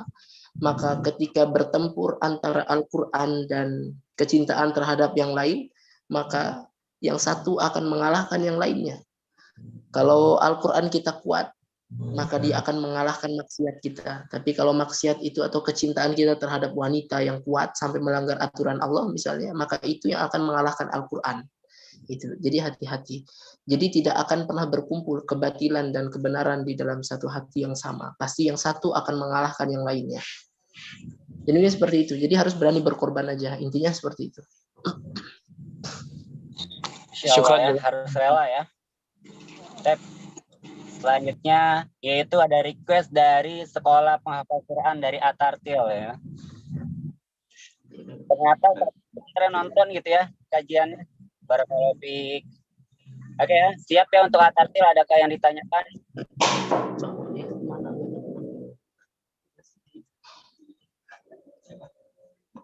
Apakah suara saya masuk? Masuk.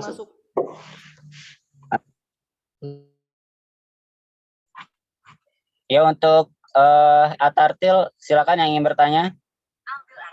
Adakah? Oke. Cek ini suaranya masuk nggak? Masuk. Ada masuk ya? Iya. Oke. Pertama, assalamualaikum warahmatullahi wabarakatuh. Waalaikumsalam. Warahmatullahi wabarakatuh. Mana nih yang ngomong nih? Sebelumnya saya ucapkan kepada Ustadz Asad, kepada Ustadz Anam, dan kepada Ustadz Ojai selaku admin pada kesempatan ini. Kami salah satu perwakilan dari santri SPQ Atartil Sukabumi ingin menanyakan, karena jenjang kami di sini kan jenjang SMP SMA ya. Jadi ada timbul keraguan-raguan di antara kami ketika menghafal Quran itu antara ingin mengejar dunia dan mengejar akhirat. Jadi pertanyaannya, tolong berikan nasihat terbaik dari Ustaz sekalian terhadap kami santri, terus kami lakukan. Mana yang harus kami dahulukan dengan menghafal Quran atau mengejar dunia dengan hal lainnya. Terima kasih, mungkin itu aja yang bisa kami sampaikan. Oke. Ana jawab ya. Barakallahu fikum. Ini dari santri Atartil. Saya pernah ngajar di Atartil. Masya Allah ya. Luar biasa. Sahabat pesantren Al-Quran. Ini luar biasa pertanyaannya. Sebagai penghafal Quran bingung, terkadang teralihkan antara mengejar dunia sama akhirat. Ya, ini mungkin ada nasihat beberapa dari Al-Quran atau dari hadis Nabi Muhammad SAW.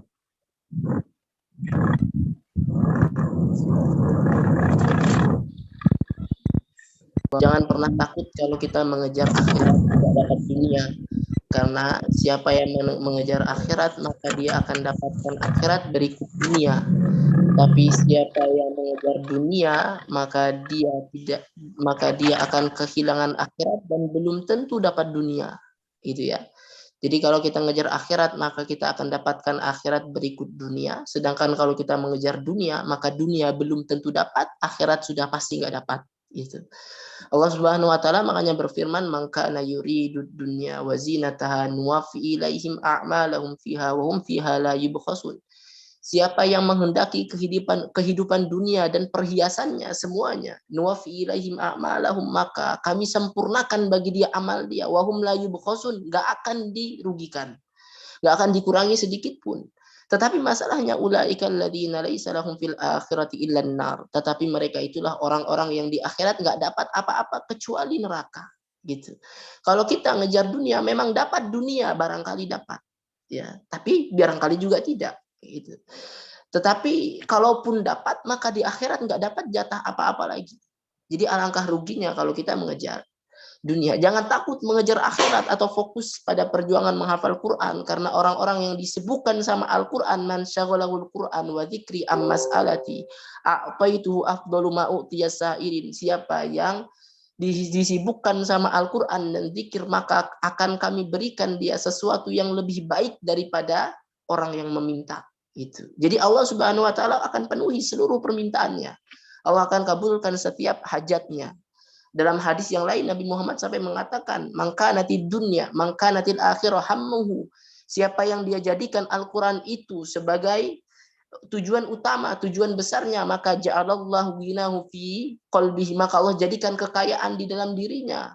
Wa jama'alahu syamlahu, dan Allah kumpulkan setiap yang tercerai berai. Wa atathu dunya wa hiya rahimah, dan dunia akan datang padanya sedangkan dunia dalam keadaan yang hina. Gitu ya. Jadi kalau kita mengejar akhirat maka dunia akan datang berlutut pada hidup kita. Maka nanti dunia hammuhu, tapi siapa yang jadikan dunia itu tujuan utama hidupnya, ja'alallahu faqrahu baina ainaihi, maka Allah Subhanahu wa taala akan jadikan kefakiran, kemiskinan, kekurangan di antara dua matanya. Gitu ya. Dan Allah akan cerai beraikan setiap urusannya dan dunia tidak akan datang padanya kecuali apa yang sudah dia takdirkan. Itu. Jadi fokus perjuangan kalian menghafal Quran hari ini, fokus pada perjuangan itu, ikhlaskan semuanya karena Allah ingin mengejar akhirat. Jangan khawatir, dunia Allah akan datangkan bagi mereka. La akalu min fawqihim wa min tahti arjulihim, kata Allah, akan dikasih makan dari atas dari bawah bagi para penghafal Quran. Ya. Jadi nggak usah takut sama dunia, itu mudah bagi Allah Subhanahu wa taala. Itu dari Ana. Mungkin sedikit tambahan dari Ana ya. Ana pengen mengutip sebuah ayat yang berbunyi wabtaghi fima atakallahu daral akhirah, yang artinya dan carilah pahala negeri akhirat dengan apa yang telah dianugerahkan Allah kepadamu. Wala tansa nasibaka minad dunya, tetapi jangan kamu lupakan bagianmu di dunia.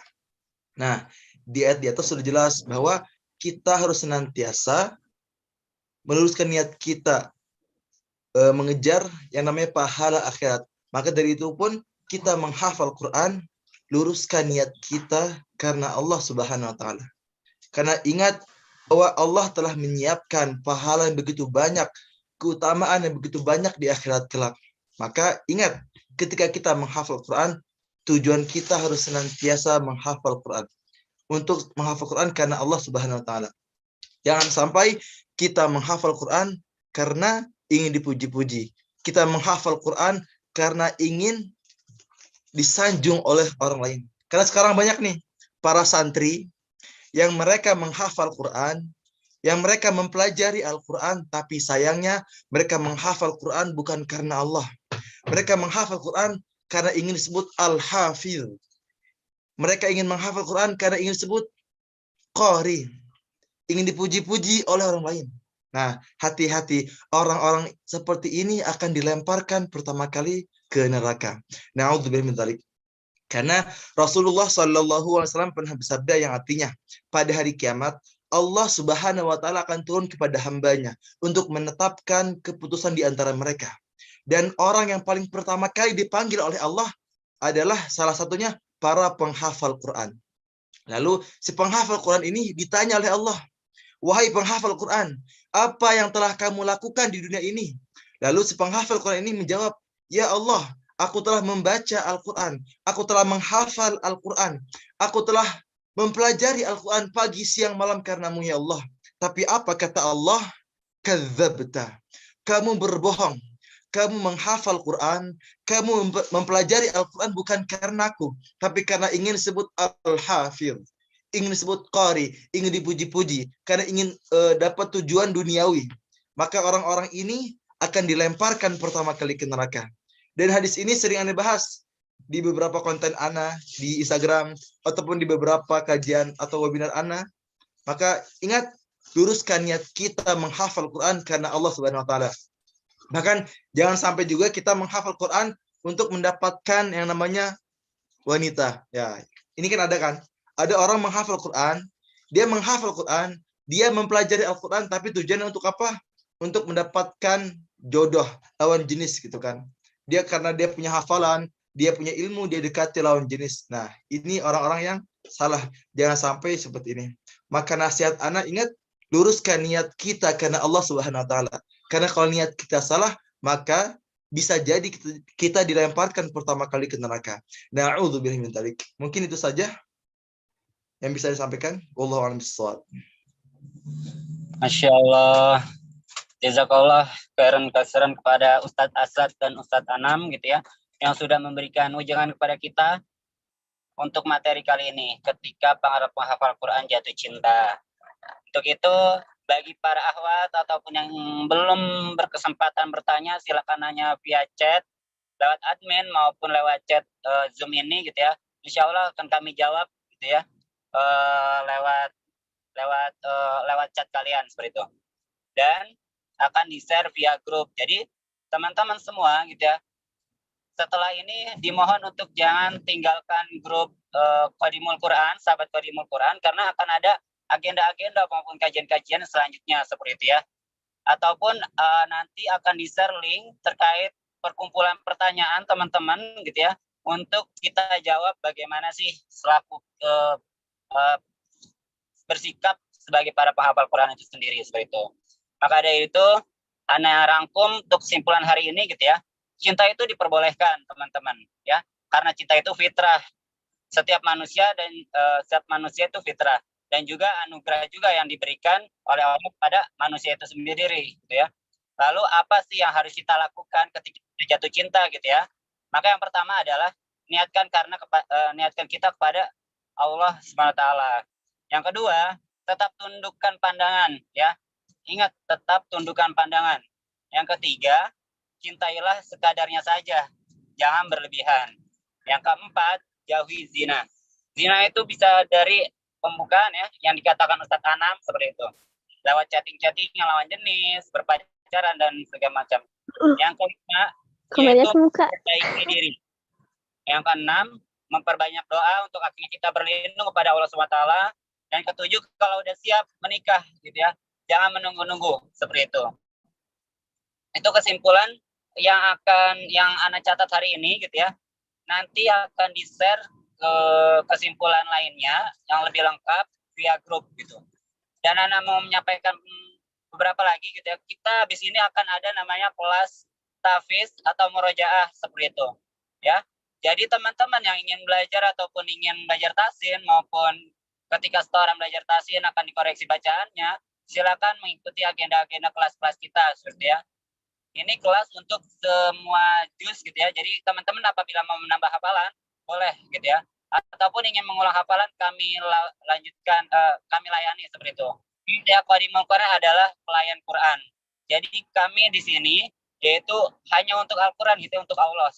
Insya Allah. Jadi teman-teman yang ingin mendaftar kelas tahfiz dan online akan ada gitu ya jarkomannya seperti itu. Jadi jangan tinggalkan gitu ya, jangan lewatkan seperti itu. Dan selain itu juga kita juga kalau misalnya teman-teman belajar di kelas kita, nanti teman-teman akan belajar tahsin per minggunya gitu ya, oleh Ustadz Abdullah, insya Allah sudah bersanad gitu ya. Jadi teman-teman menghafal aja dulu gitu ya. Kalau misalnya belum lancar, nanti kita bantu teman-teman belajar tahsinnya seperti itu. Jadi ketika setoran akan dibetulin juga seperti itu. Dan selain itu juga selain setoran, belajar tahsin, akan ada kajian-kajian motivasi secara rutin untuk teman-teman semua.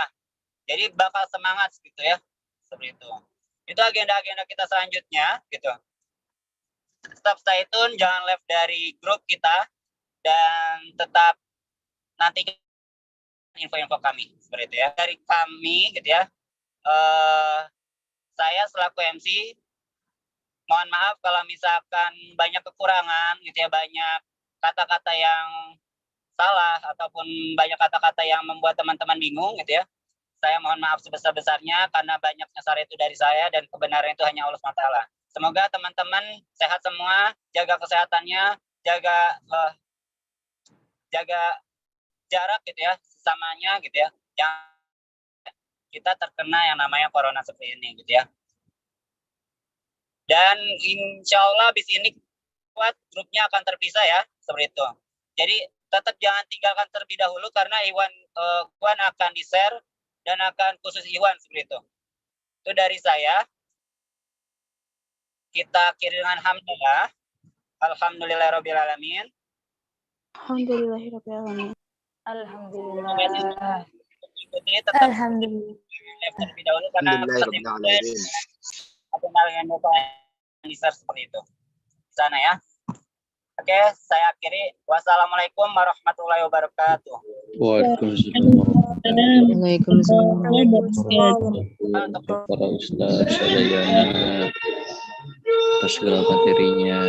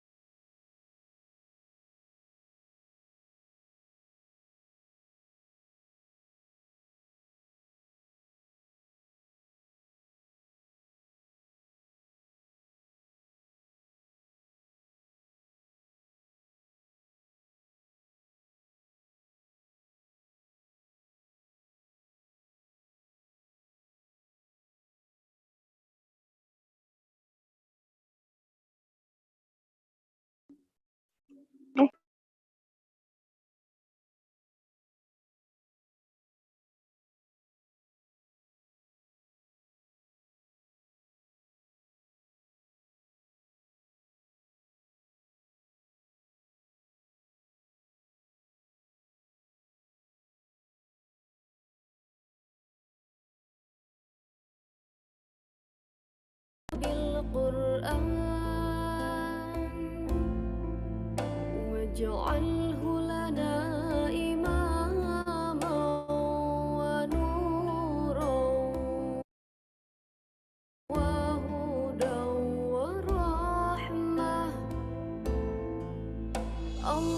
اللهم ذكرنا منه ما نسينا وعلمنا منه ما جهلنا وارزقنا تلاوته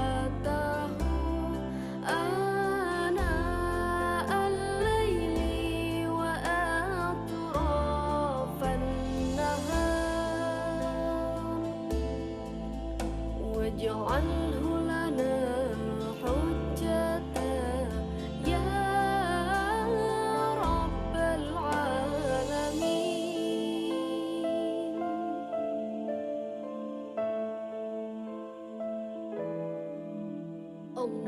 اللهم ارحمنا بالقرآن واجعله